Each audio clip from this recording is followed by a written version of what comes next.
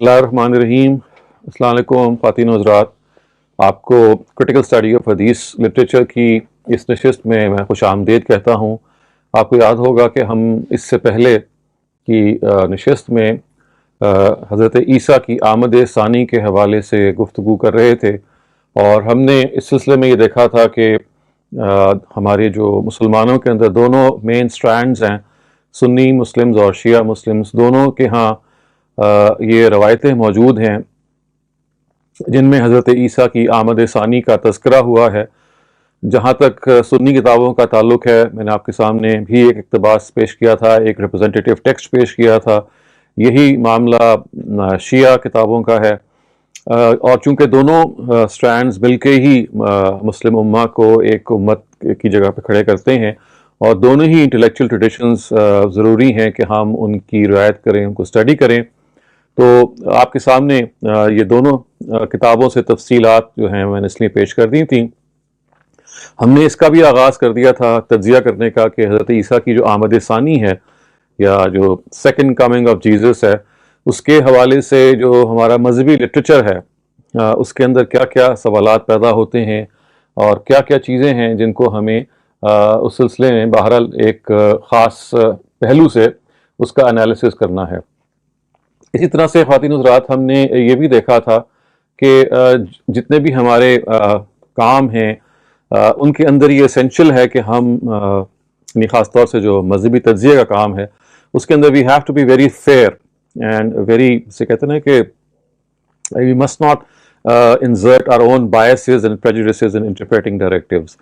तो इसीलिए मैंने आपको ये भी आपकी खिदमत में ये भी अर्ज़ किया था कि जब हम इन रवायतों को स्टडी करेंगे, और हम ज़ाहिर है इस प्रोसेस में हैं, तो जब हम तनकीद करेंगे, जब तज्ज़िया करेंगे, तो जो सुन्नी किताबों के अंदर जो मटीरियल है उस पर जब हम सनद के लिहाज से तनकीद करेंगे, यानी चेन ऑफ नरेशन के लिहाज से, तो उसमें जो इन्फॉर्मेशन है वो हम सुन्नी किताबों ही से हासिल करेंगे और उसकी बुनियाद पर आगे बढ़ेंगे। और इसलिए ये बात भी उसी की अहमियत की तकाज़ा करती है कि हम जब शिया किताबों में इनकी असनाद का तज़किरा करें, इनको हम डिस्कस करें, तो उसमें भी जो मवाद है, जो उसकी जो एक्सट्रैक्शन है रिगार्डिंग बायोग्राफीज़ ऑफ नरेटर्स, तो वो हम शिया किताबों से हासिल करें, ताकि in all fairness of things ये ना हो कि एक ग्रोह जो है वो दूसरे ग्रोह पर एतराज़ करे कि आपने हमारे रवायतें तो हमारी ले ली थी, लेकिन तनकीद के बारे में जो इन्फॉर्मेशन थी वो आप दूसरी किताबों से ले रहे थे। तो ये रिसर्च का, यानी फेयरनेस ऑफ रिसर्च का एक बड़ा अहम तकाजा है जिसको कोशिश की थी कि हम मलूज़ रखें। ख़वातीन हज़रात, ये आपको याद होगा कि हमने चंद नुकात जो थे वो स्टडी कर लिए थे, बल्कि टू बी ऑनेस्ट दो हमने नुक्ते स्टडी किए थे, टू बी प्रिसाइज। बल्कि उनमें से एक नुक्ता तो ये था कि नज़ूल मसीह की जो रवायतें हैं, यानी ये जो एक पूरे का पूरा लिटरेचर है जो ये बताता है कि ईसा ने दोबारा आना है और एक मरतबा फिर दीन का गलबा कायम करना है, और मुसलमानों को ख़ास तौर से जो इस वक्त एक डेकेडेंस में वो मुब्तला हैं उनको दोबारा उरूज हासिल होगा। ये काम हज़रत मसीह के हाथों सर अंजाम पाएगा, और मेहदी भी इस सिलसिले में उनके मददगार होंगे। तो इस यॉनरा को हमने जब स्टडी किया तो हमने ये देखा कि ये जो रवायतें हैं, ये पहली मरतबा हमारी जो हदीस की किताबें हैं, जो तीसरी सदी की किताबें हैं, उनमें उनका तज़किरा हमें मिलता है। इससे जो आप कह लें जो दूसरी सदी की किताबें हैं उसमें इनका कोई ख़ास तज़किरा नहीं मिलता। हमने ये देखा कि मुअत्ता इमाम मालिक जो एक अहम तरीन किताब है उसमें इसका कोई तज़किरा नहीं है, बावजूद इसके कि हज़रत मसीह के हवाले से और दज्जाल के हवाले से नबी सल्लल्लाहु अलैहि वसल्लम का ख्वाब मौजूद है उसके अंदर। हमने ये भी देखा कि सहीफ़ा हम्माम बिन मुनब्बे जो हैं हज़रत अबू हुरैरा के बराह रास्त शागिर्द हैं, उनका जो सहीफ़ा इस वक्त पब्लिश्ड है, जो डॉक्टर हमीदुल्लाह ने डिस्कवर किया था, उसके अंदर भी कोई तज़किरा नहीं है हज़रत ईसा के आने का, अगरचे कि उसके अंदर क़यामत की निशानियाँ भी बयान हुई हैं। तो it looks kind of weird कि both books deal with the science of the day of judgement and none of them actually goes on to mention that Jesus is a sign of the day of judgement. दूसरा नुक्ता ख़वातीन हज़रात, मैंने आपके सामने अर्ज़ किया था कि जो हमारे उस्ताद हैं जावेद अहमद गामदी, उन्होंने इन रवायात पे जो तनकीद की अपनी किताब मीज़ान में, उसमें उन्होंने इसको समराइज़ किया और बताया कि देखिए ये जो रवायतें हैं ये कुरान मजीद के ख़िलाफ़ मालूम होती हैं, क्योंकि कुरान मजीद में वो मकामात बिल्कुल वाज़ेह हैं جہاں پہ حضرت عیسیٰ کا نبی صلی اللہ علیہ وسلم اللہ تعالیٰ کے ساتھ آخرت میں مکالمہ ہوگا، اور اسی طرح سے ایک مقام پہ دنیا میں حضرت عیسیٰ کو اللہ تعالیٰ کچھ احکام دے رہے ہیں، کچھ تفصیل بتا رہے ہیں۔ یہ دونوں مقامات قرآن کے متقاضی تھے کہ یہاں پہ حضرت عیسیٰ کا مینشن ہوتا اگر انہوں نے دوبارہ آنا تھا۔ تو اس کو ہم کہتے ہیں it is a glaring omission. اس گلیئرنگ اومیشن کے نتیجے میں again it raises a lot of questions. تو یہ دو باتیں تھیں جو ہم نے ابھی تک ڈسکس کر لی تھیں۔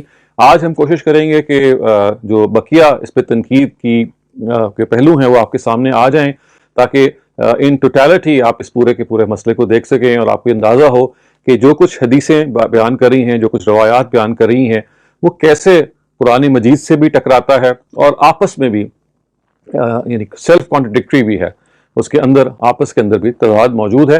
اور یہ واضح ہے خواتین حضرات کہ یہ مسئلہ اس لیے بہت اہم ہے کہ ہمارے ہاں یہ تقریباً عقیدے کی جگہ پہ اس کو شامل کر دیا گیا ہے مسلمانوں کے ہاں، کہ حضرت مسیح کے دوبارہ آنے کو آپ کو ایسے ہی ماننا ہے جیسے کسی نبی کے آنے کو ماننا ہوتا ہے، اور یہ آپ کے عقائد کا ایک حصہ بنا دیا گیا۔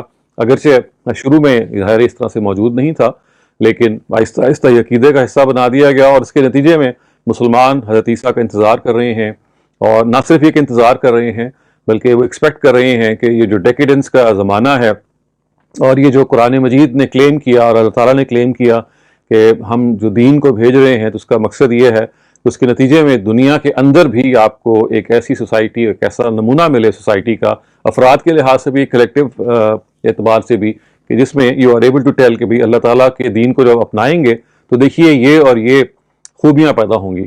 تو جب وہ پیدا نہیں ہوئی ہیں تو ظاہر ہے ڈس اپوائنٹمنٹ ہوئی ہے۔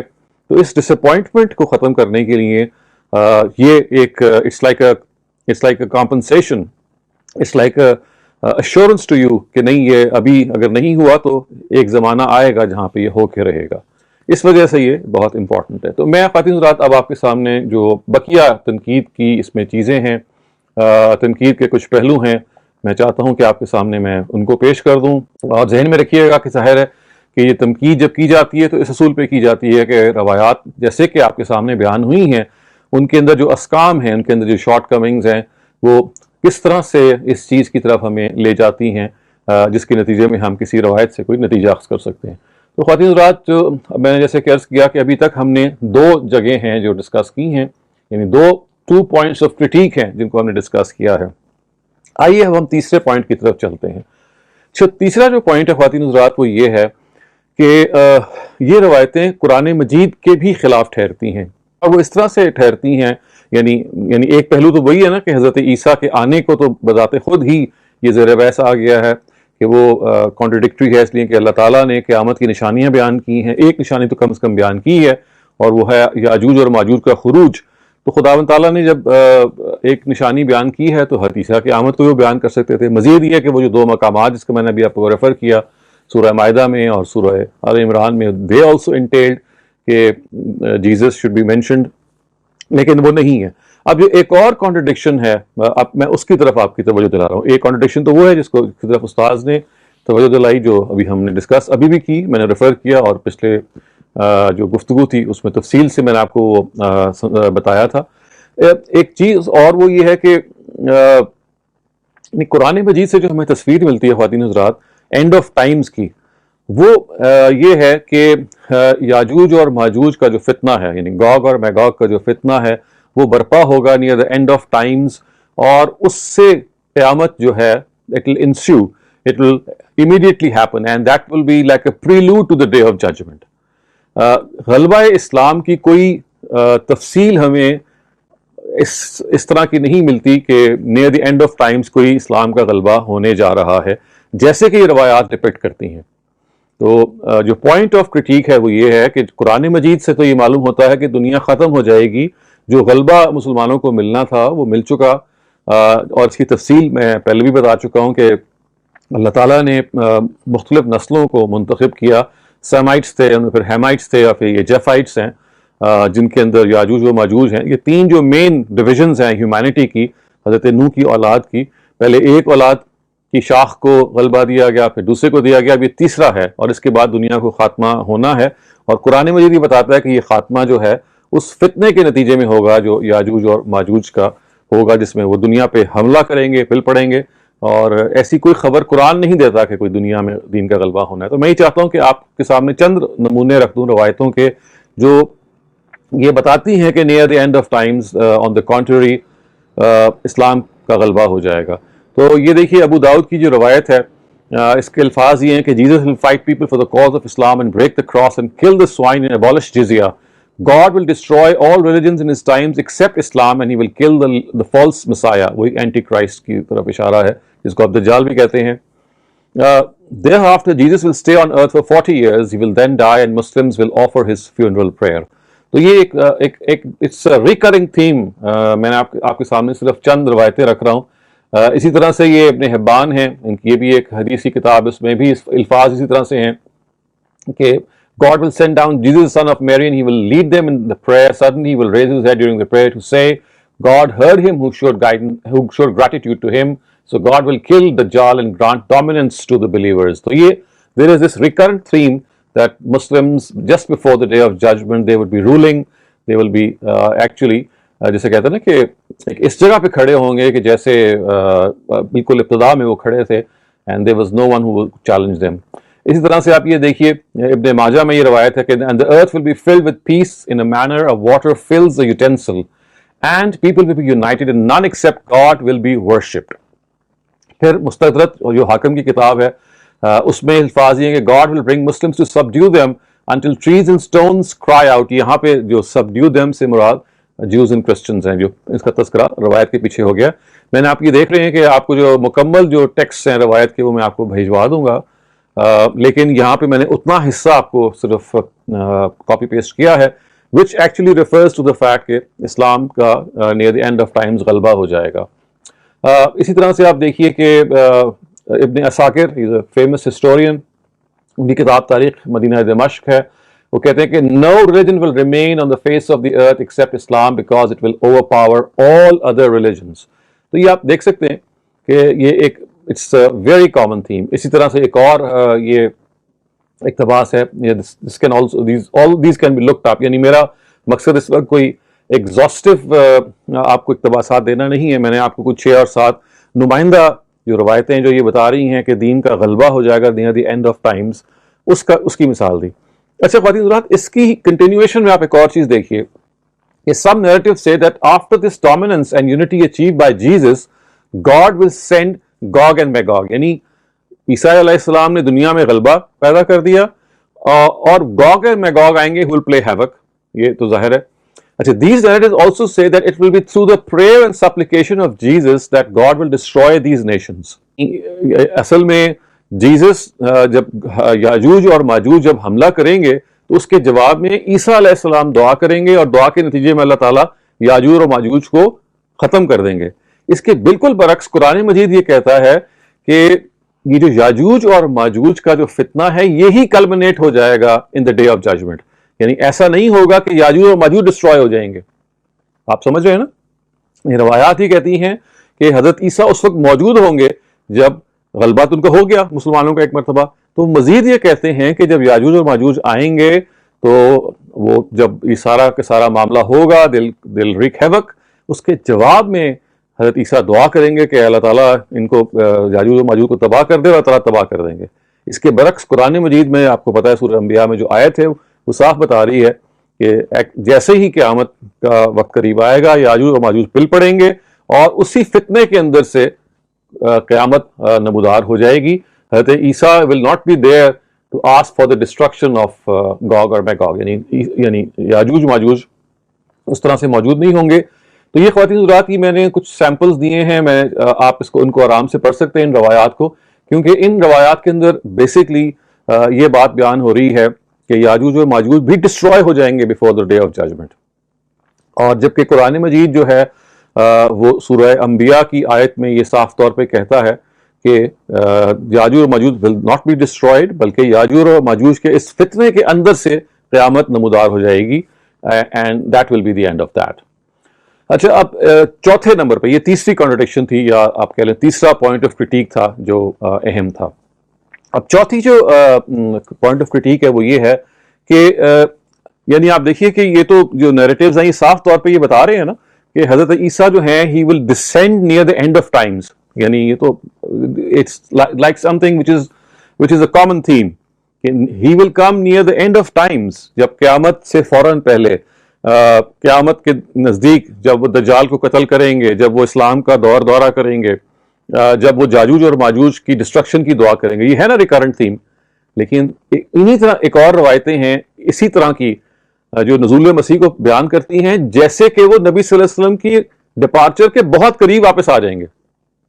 یعنی آپ نے دو طرح کی روایتیں ہیں. ایک روایتیں یہ کہہ رہی ہیں، یعنی one set of narratives tell us that Jesus will return near the end of times, and there is another set of narratives which tells us, no, this is not going to happen near the end of times, this is going to happen very near after the departure of Prophet Muhammad. یعنی 30-40-50 سال کے اندر عیسیٰ واپس آ جائیں گے. اور دیکھیے میں آپ کے سامنے چاہتا ہوں کہ ان روایات کے کچھ سیمپلز رکھ دوں. یہ دیکھیے ایک روایت یہ کہتی ہے کہ soon he among who lives will meet Jesus, son of Mary, as a rightly guided ruler and a fair judge. Thus he will break the cross, kill the swine, and abolish jizya, and wars will see. تو یہ جو عربی کے الفاظ ہیں یوشک من عاشا، یعنی یہ بتاتے ہیں کہ بھئی یہ عنقریب یہ وقت آنے والا ہے کہ عیسیٰ جو ہیں وہ لوٹ آئیں گے اور یہ سارے کام کریں گے جن کو آپ یہ دیکھ سکتے ہیں کہ کہا گیا کہ وہ اینڈ آف ٹائمز پہ ہوں گے. پھر آپ یہ دیکھیے کہ ایک اور روایت میں یہ کہتے ہیں کہ soon people of my ummah will meet Jesus, son of Mary, peace and blessings be on them, and witness the slaying of the Dajjal at his hands. تو یہ سارے proximity of Jesus بیان کر رہے ہیں. اچھا، ابو قلابہ یہ کہتے ہیں کہ those of you who meet Jesus, son of Mary, convey my salam to them. یعنی آپ یوں سمجھیے نا کہ حضرت نبی صلی اللہ علیہ وسلم رخصت ہونے سے پہلے یہ کہہ رہے ہیں کہ وہ تو بھائی قریب ہیں، آنے والے ہیں، اور میں تو ان کے زمانے میں زندہ نہیں رہوں گا، تو آپ لوگوں میں سے جو لوگ زندہ ہوں میرا سلام کہہ دیجیے گا ان کو. تو یہ دیکھیے یہ روایتیں بالکل اس طرف اشارہ کر رہی ہیں کہ جیسے یہ تو کوئی معاملہ کوئی قیامت کا نہیں ہے، بلکہ یہ تو it's going to happen very soon. اچھا، اسی طرح سے دیکھیے کہ ایک روایت تو بالکل یہ چیز بیان کر رہی ہے کہ معاویہ جو تھے، حضرت امیر معاویہ، ان کے زمانے میں جیزس واپس آ جائیں گے. اور آپ کو معلوم ہے کہ امیر معاویہ کا جو انتقال ہے وہ 60 ہجری کے آس پاس ہوا ہے. تو یہ روایت یہ کہتی ہے کہ جب وہ آئیں گے تو معاویہ would be the person who would be the ruler of the Muslims. تو یہ ابن عساکر کی تاریخ ہے، اس میں اس کے الفاظ یہ ہیں کہ leader of the believers will lead the Muslims in prayer, and the leader at that time will be Muawiyah. And Jesus will not lead the prayer. Jesus will pray behind the leader of the Muslims. اس کا مطلب کیا ہے کہ امیر معاویہ جو ہیں وہ حضرت عیسیٰ جو ہیں وہ امیر معاویہ کے پیچھے نماز پڑھیں گے، وہ خود لیڈ نہیں کریں گے. تو اب یہ ایک اور ظاہر سوال پیدا ہو جاتا ہے کہ یہ کیا معاملہ ہے. اچھا، بعض روایتیں کچھ الفاظ ہیں وہ یہ ہے کہ تسلب قریش ملکہا. اس کا مطلب یہ ہے کہ یہ اس موقع پہ حضرت عیسیٰ آئیں گے جب قریش جو ہیں ان کی جو سلطنت ہے، ان کی جو سیادت ہے وہ ختم ہو چکی ہوگی. اور یہ ہمیں معلوم ہے کہ عباسیوں کے جو اختتام جب ہوا، یعنی سلطنت عباسیہ جو آج سے ظاہر ہے کہ تقریباً 800 سال پہلے ختم ہو چکی ہے، اس کے بارے میں یہ کہا جا رہا ہے کہ جیسے ہی وہ ختم ہوگی تو حضرت عیسیٰ جو ہیں وہ آ جائیں گے. تو اب آپ یہ دیکھیے کہ یہ عجیب ایک کانٹرڈکشن ہے. اگر آپ سارے نیریٹیوز کو دیکھیں کہ کچھ یہ کہہ رہے ہیں کہ وہ قیامت کے قریب آئیں گے، کچھ یہ کہہ رہے ہیں کہ نبی صلی اللہ علیہ وسلم سے اپنے مخاطبین سے یہ کہتے ہیں کہ میرا سلام عرض کرنا، بس وہ میرے بعد آئیں گے. اور اس کے نتیجے میں ہم یہ دیکھتے ہیں کہ کچھ نیریٹیوز یہ کہہ رہے ہیں کہ امیر معاویہ کے زمانے میں آئیں گے، کچھ یہ کہتے ہیں کہ نہیں، ذرا درمیان میں آئیں گے، نہ تو قیامت کے قریب آئیں گے نہ بالکل ابتدائی زمانے میں آئیں گے، بلکہ تب آئیں گے جب قریش جو ہیں ایز اے پالیٹی ان کی جو سیادت ہے وہ ختم ہو جائے گی. تو ظاہر ہے یہ پھر ایک ایسی کانٹرڈکشن ہے. اچھا، میں ایک بڑی آپ کو انٹرسٹنگ انالوجی چاہتا ہوں کہ میں یہ ڈرا کروں، اور شاید میں نے اس کا پہلے ذکر بھی کیا تھا کہ یہ عجیب بات ہے کہ بائبل بھی بالکل ایسے ہی بیان کرتی ہے اس چیز کو حضرت عیسیٰ کے حوالے سے اپنے حواریوں کے بارے میں. جیسے نبی صلی اللہ علیہ وسلم یہ کہہ رہے ہیں نا، یعنی ان روایات سے کہ جیسے عیسیٰ تو بس میرے بعد ہی آ جائیں گے. تو یہ دیکھیے کہ ایک there is a very uncanny resemblance کہ Jesus also said to his own followers کہ فکر نہ کرو کہ I will be there in your own lifetime. آپ لوگ جو اس وقت مجھے رخصت کر رہے ہو، آپ لوگ زندہ ہوگے. And you will be alive and I will be back. یعنی again جیسے کہ بعض روایتیں یہ بیان کر رہی ہیں کہ حضرت عیسیٰ جو ہیں وہ بالکل نبی صلی اللہ علیہ وسلم کے فوراً بعد آ جائیں گے، تو ادھر جو ہماری جو کہہ لیجیے کرسچن ٹریڈیشن ہے وہاں ایک بڑی انکینی ریزمبلنس ہے. وہ بعض ان کی جو آیتیں ہیں گاسپلس کی وہ یہ بیان کرتی ہیں کہ بھئی حضرت عیسیٰ جو ہیں he will return right after his death, not near the end of times, بلکہ ایک مرتبہ جب ان کو صلیب دے دی گئی جیسا کہ ان کا عقیدہ ہے اب کچھ عرصے کے بعد واپس آ جائیں گے. اب میں چاہتا ہوں آپ کے سامنے اقتباسات پیش کروں. میتھیو میں الفاظ یہ ہیں کہ truly I tell you some who are standing here will not taste death before they see the son of man coming in his kingdom. یہ بنی آدم، یہ son of man بالکل حضرت عیسیٰ کے لیے ایک لقب کے طور پہ استعمال ہوتا ہے. تو دیکھیے گاسپل آف مارک میں الفاظ یہ ہیں and he said to them truly I tell you some who are standing here will not taste death before they see the kingdom of God has come with power. یہ تو آپ کو معلوم ہے آسمان کی بادشاہی kingdom of God. This is a theme which is found in the Bible again and again, referring to the fact that once again the glory of that kingdom will be established through the hands of Jesus. پھر دیکھیے لوکا کی جو انجیل ہے اس میں یہ ہے کہ truly I tell you some who are standing here will not taste death before they see the kingdom of God. تو یہ یعنی ایک عجیب سی بات ہے کہ میں نے آپ اس میں ظاہر ہے کچھ اور اقتباسات بھی ہیں جو آپ آرام سے بعد میں بھی دیکھ سکتے ہیں، لیکن اٹ از ویری اسٹرینج کہ آپ کو ایک طرف مسلم ٹریڈیشن میں یہ مل رہا ہے کہ Isa is going to return right after Muhammad's departure اور very close to that, and we have a Christian tradition very similarly telling us that he is going to return in the lifetime of the people who were there when he left for the first time. تو کیا اس کے اندر کوئی over lapping تو نہیں ہے؟ کیا اس کے اندر کوئی ٹرانسفر آف ڈیٹا یا کنٹینٹ تو نہیں ہے کہ کرسچن ٹریڈیشنز جو چیزیں بیان کر رہی ہیں وہ کسی طرح سے انفلٹریٹ کر گئی؟ اگرچہ ظاہر اس میں یہ فرق تو ہے، وہاں فرق یہ ہے کہ عیسیٰ علیہ السلام کہہ رہے ہیں کہ میں اپنی وفات کے بعد آؤں گا، جلدی آ جاؤں گا. یہاں یہ کہا جا رہا ہے کہ نبی صلی اللہ علیہ وسلم یہ کہہ رہے ہیں کہ میری وفات کے بہت قریب وہ آ جائیں گے، یعنی میری وفات کے کچھ عرصے کے بعد وہ آ جائیں گے. تو passing away of a prophet and returning of the prophet after maybe couple of generations, اور ایون جیسے کہ بائبل کہتی ہے، وہ تو کہتی ہے کہ یہ جنریشن جو میرے سامنے کھڑی ہے، یعنی عیسیٰ یہ کہتے ہیں میں انہیں کی زندگی میں واپس آ جاؤں گا. تو یہ ایک ظاہر ہے again a point of contradiction. پانچویں چیز یہ ہے، آپ نے یہ دیکھیں کہ روایتوں میں یہ جا بجا بیان ہوا ہے کہ جزیہ ول بی ابالشڈ، جزیہ ول بی ابالشڈ. اچھا، ایک تو میرے استاذ کی انٹرپریٹیشن ہے جزیہ کے حوالے سے، آپ سب نے پڑھی ہوگی کہ جزیہ of course was specific to the times of the prophet Muhammad صلی اللہ علیہ وسلم اور ان کے مخاطبین کے حوالے سے، تو وہ تو کب کا موقوف ہو چکا ہوا ہے. یعنی یہ کہا، روایتیں تو یہ کہہ رہی ہیں کہ عیسیٰ آئیں گے اور جزیہ کو ختم کریں گے. حقیقت یہ تو جزیہ تو جب عائد کیا گیا تھا اس وقت اگر آپ اس کی صحیح انٹرپریٹیشن کو مان لیں وہ تو تھا ہی دور نبوت کے لیے. لیکن چلے میں اس کو ایک سے کہتے ہیں نا کہ بس سبیل تنزل ہم یہ فرض کر لیتے ہیں کہ استاذ کی رائے اس میں غلط ہے اور جزیہ آج بھی ایگزسٹ کرتا ہے. تو پھر پریکٹیکلی تو جزیہ اس وقت ہیز بین لفٹڈ، پوری دنیا میں کہیں جزیہ اس وقت ہے ہی نہیں. It is not a single place جہاں پہ جزیہ کہیں پہ عائد کیا گیا ہو. جس زمانے میں یہ جزیہ عائد کیا گیا تھا وہ زمانہ جو ہے وہ جا کے کب کا ختم ہو چکا ہوا ہے. اور اگر اس روایت کا یہ مطلب ہے کہ جزیہ کا جو حکم ہے اس کو عیسیٰ علیہ السلام ختم کر دیں گے تو وہ تو بالکل پاسبل نہیں ہے، اس لیے کہ ظاہر ہے کہ حکمن تو وہ قرآن کے کسی حکم کو ختم نہیں کر سکتے نا.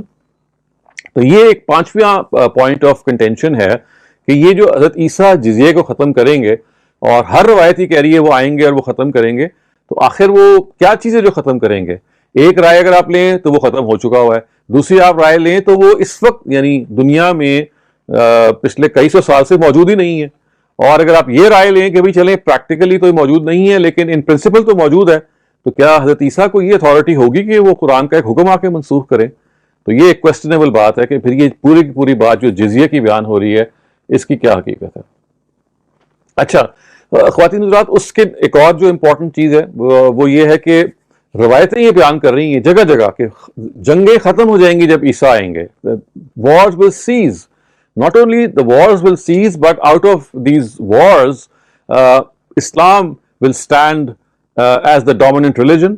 اور نتیجہ یہ نکلے گا کہ end of time میں it will prevail. اس کے بالکل برعکس what we see from the Quran is کہ wars are not going to cease، بلکہ وہ جو wars ہونی ہیں اسی سے قیامت نے پیدا ہونا ہے.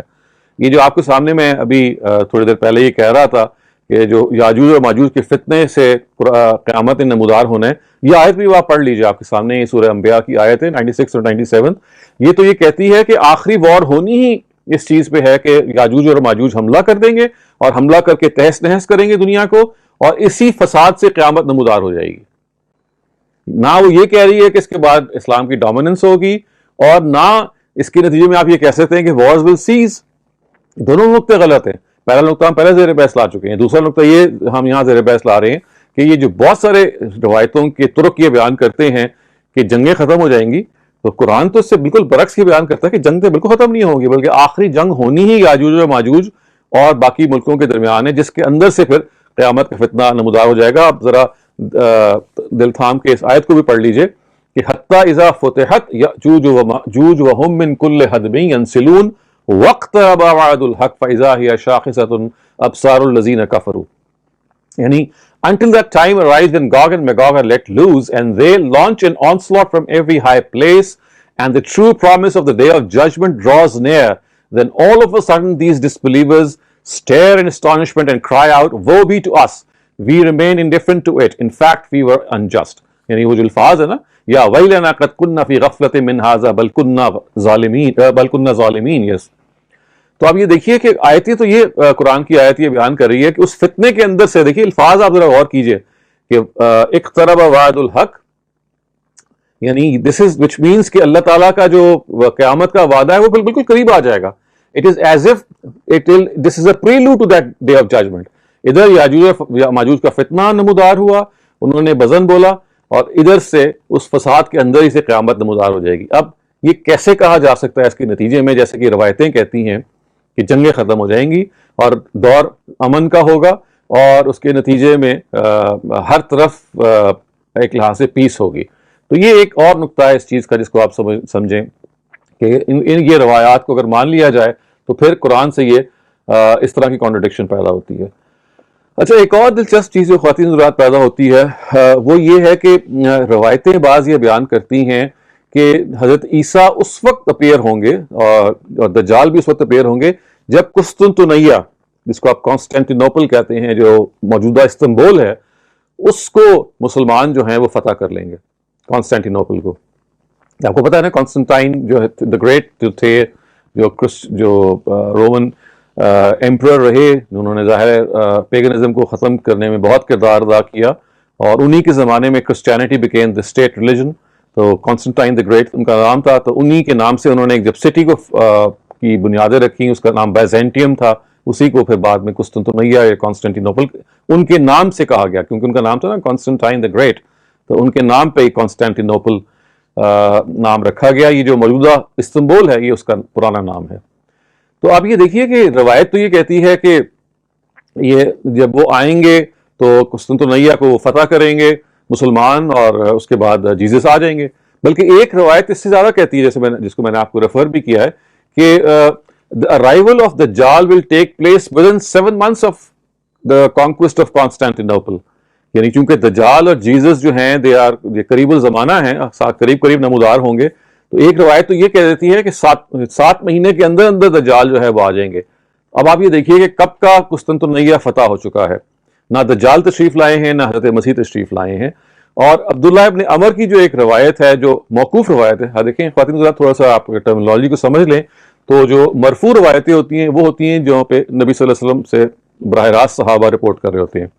موقوف روایتیں وہ ہوتی ہیں جس میں ایک صحابی کوئی چیز رپورٹ کر رہا ہوتا ہے، تو اس میں اس کو آپ موقوف کہتے ہیں. اس کا مطلب یہ ہے کہ یہاں پہ سورس صحابی ہے. مرفوع کا کیا مطلب ہے؟ جہاں پہ سورس دا پروفٹ ہمسیلف.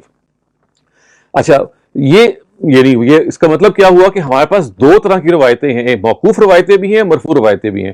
مرفوع روایتیں یہ بتا رہی ہیں کانسٹینٹینوپل کی کا کانکویسٹ جو ہے وہ ہو جائے گا، اس کے بعد عیسیٰ آ جائیں گے اور دجال بھی آ جائیں گے. یہی معاملہ موقوف روایتوں کا بھی ہے. دوسرے لفظوں میں آپ کہہ سکتے ہیں کہ نبی صلی اللہ علیہ وسلم سے بھی یہ بات ہمیں مل رہی ہے اور ان کے ایک صحابی سے بھی یہ بات مل رہی ہے. اب آپ دیکھیے کہ ہسٹوریکلی ہمیں پتا ہے کہ 1453 عیسوی میں یہ سارا کا سارا معاملہ ہو چکا ہوا ہے، which is 500 years, almost 500 years in the past from now. So اس کے باوجود آپ یہ دیکھیے کہ this has never happened کہ دجال آیا ہو، یا مثال کے طور پہ جیسے میں نے کہا حضرت عیسیٰ آئے ہوں. تو اگر ان روایتوں کو سچ مان لیا جائے تو روایتوں کو تو یہ پھر کس طرح اس کو ایکسپلین آپ کر سکتے ہیں کہ ایک طرف یہ کہا جا رہا ہے کہ Jesus is going to be there as soon as Constantinople is conquered, and this conquest has already taken place 550 years ago, but he never arrived. تو پھر یہ ایک سوال پیدا ہوتا ہے ان روایتوں کے حوالے سے. اچھا خواتین حضرات، اب ایک مائنر سا میں آپ کے سامنے چاہتا ہوں تنقید کا پوائنٹ رکھنا، اور وہ یہ ہے کہ بہت ساری روایتیں، آپ ان کا ٹیکسٹ بعد میں خود پڑھتے رہیے گا، وہ ایک اور سٹوری بیان کر رہی ہیں. وہ یہ بیان کر رہی ہیں کہ دیکھیں نا، ایک جو روایتوں کا جو بہت بڑا حصہ ہے وہ تو یہ کہتا ہے کہ حضرت عیسیٰ جو ہیں انہوں نے آ کے قتل کرنا ہے دجال کو، جو اینٹی کرائسٹ ہے. لیکن ایک روایتوں کا ایک اور حصہ ہے جو بیان کیا جاتا ہے کہ اس میں حضرت عیسیٰ کا کوئی رول نہیں ہوگا. He will have nothing of the sort. He will do nothing of the sort.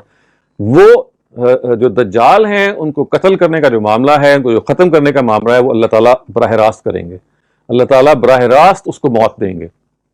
تو یہ ایک اور ہمارے سامنے ایک سیٹ آف نیریٹیوز آ جاتا ہے جس کے اندر یہ محسوس ہوتا ہے کہ بھئی پھر کیا عیسیٰ علیہ السلام، کیونکہ دیکھیے جو پورا اورا کریٹ ہو رہا ہے وہ یہ ہے کہ عیسیٰ نے آ کے جو سب سے بڑا امپیڈیمنٹ ہے فار دا ڈومیننس آف اسلام، وہ دجال کا وجود ہے.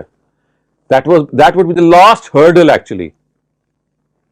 So Jesus is going to come and he is going to defeat Dajjal and kill him, who would be the last hurdle in the conquest of Islam. And once that happens, Islam will reign supreme. تو اگر آپ ان روایتوں کو دیکھ لیں، لیکن میں نے جیسے کہا کہ روایتوں کا ایک پورا کا پورا جمگٹھا ہے جو یہ بتا رہا ہے کہ this is not going to take place in the hands of Jesus. It's God who's going to kill these people. He's going to kill Dajjal. تو اب یہ خواتین حضرات پھر ایک سوال پیدا ہو جاتا ہے کہ یہ نیریٹو ہے کیا، یعنی پھر وہ آ کس لیے رہے ہیں؟ اگر خدا ہی نے دجال کو قتل کرنا ہے تو پھر عیسیٰ جیسے کہ دوسری روایتیں بیان کر رہے ہیں کہ انہوں نے آ کے دجال کو قتل کرنا ہے، تو یہ پھر مطلب which of the two sects should one believe؟ تو یہ اس کو ہم کہتے ہیں روایتوں کے اندر تعارض، روایتوں کے اندر کانٹرڈکشن. میں آپ کو یہ بھی آپ کی خدمت میں عرض کرتا چلوں خواتین حضرات کہ ہمارے جو حدیث اسکالرز ہیں وہ اس بات کو بیان کرتے ہیں کہ دیکھیے جب کہ دو نیریٹیوز کے اندر، جب یعنی دو سیٹس آف نیریٹیوز کے اندر کانٹرڈکشن آ جائے، تضاد پیدا ہو جائے، تو پھر اصل میں اگر وہ تضاد ریزالو نہیں کیا جا سکتا تو پھر ہم وہ بلکہ اس کے جو ٹیکنیکل الفاظ ہیں وہ استعمال کرتے ہیں کہ اذا تعارضت سقطت، جب وہ آپس میں متعارض ہو جائیں، when they stand in contradiction to one another سقطت، تو پھر یہ ختم ہو جاتی ہیں، پھر we don't believe either of them. ان کا پھر کوئی حیثیت نہیں رہتی کہ ہم ان کے اندر کوئی عقیدہ برآمد کر سکیں یا کوئی تفصیل برآمد کر سکیں. اور ایک انٹرسٹنگ آپ کو بات خواتین حضرات میں بتانا چاہتا ہوں، اور وہ یہ ہے کہ حضرت عیسیٰ کا جتنا بھی تفصیل آئی ہے کہ آخر میں وہ دجال کو قتل کریں گے اور یہود و نصارہ کے ساتھ وہ ان کو تہ و تیغ کریں گے اور اسلام کا دور دورہ ہوگا، ان سب کے اندر ایک عجیب کامنالٹی ہے. وہ یہ ہے کہ ایسا لگتا ہے کہ ایک پریمیٹیو طریقہ وہ اختیار کریں گے in a time which would be close to the day of judgment. یعنی آج کل کیا ہم تلواروں سے لڑتے ہیں؟ یعنی کبھی آپ نے سنا ہو آج کل کے دور میں، عیسیٰ تو بھی نہیں نا آئے، انہوں نے آنا ہے. تو would you think that I mean today we fight with swords or with spears? I mean we never do that. اور اینڈ آف ٹائم میں تو ٹیکنالوجی اور ترقی کر گئی ہوگی.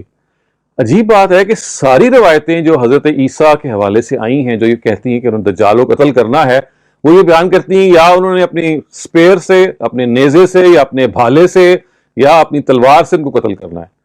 تو یہ ایک بڑا عجیب سچویشن ہے کہ وہ زمانہ تلوار کا جو زمانہ وہ ہوگا، ظاہر ہے کہ جب تلوار واز ان ووگ، وہ تو بالکل ٹھیک ہے.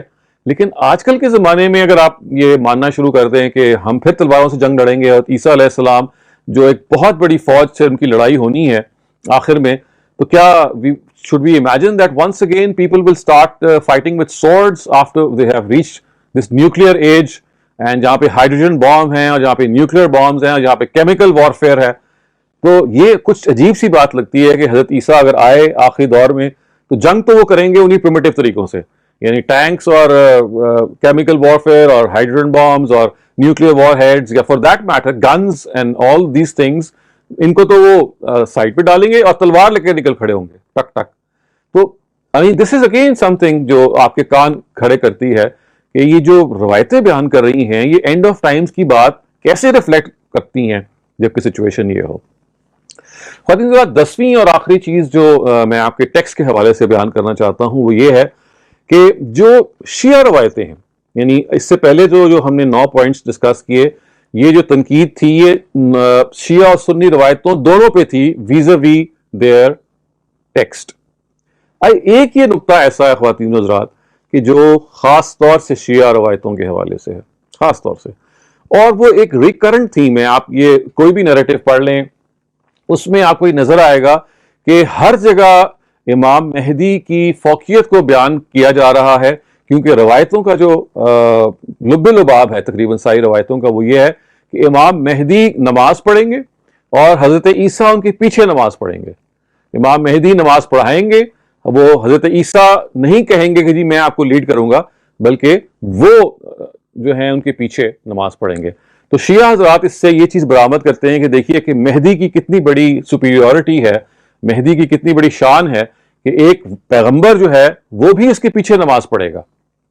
یعنی تو یہ جو روایتیں ہیں یہ میں نے آپ کے سامنے درج کر دی ہیں، آپ ان کو آرام سے پڑھ سکتے ہیں. میں نے جیسے کہا کہ ان کے ہاں میں نے تمام جو شیعہ سورس بکس ہیں، جیسے شیخ صدوق جن کے بارے میں نے آپ کو لاسٹ ٹائم میں تعارف کروایا تھا، یہ ان کی وہی حیثیت ہے شیعہ لٹریچر میں جو امام بخاری کی حیثیت ہے سنی لٹریچر کے اندر. وہ یہ جگہ وہ چیز کو بار بار ان روایتوں کو بیان کرتے ہیں کہ جب حضرت عیسیٰ آئیں گے تو بہرحال وہ حضرت مہدی کے پیچھے نماز پڑھیں گے. اور اس کے نتیجے میں جو شیعہ لٹریچر ہے وہ بھرا ہوا ہے اس چیز سے کہ دیکھیے کہ ہمارے جو امام مہدی ہیں جنہوں نے آخری زمانے میں آنا ہے، ان کا جو کمال ہے، ان کی جو سپیریورٹی وہ یہ ہے کہ عیسیٰ بھی ان کے پیچھے نماز پڑھیں گے.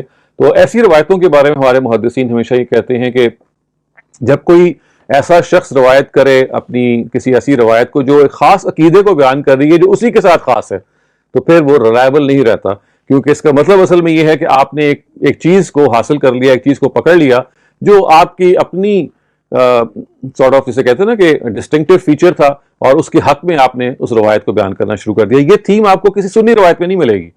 یعنی یہ قابل اعتبار تب ہوتی کہ جب کسی سنی روایت میں ملتی اور وہاں ہم پھر ظاہر ہے کسی اور پہلو سے اس کو جانچتے، لیکن جس چیز کو وہ بلیو کرتے ہیں اسی بلیو کی سپورٹ میں جب ایسی وہ روایت لے کے آتے ہیں جو انہی کتابوں میں موجود ہے تو پھر دس اسٹینڈس کوسچنیبل.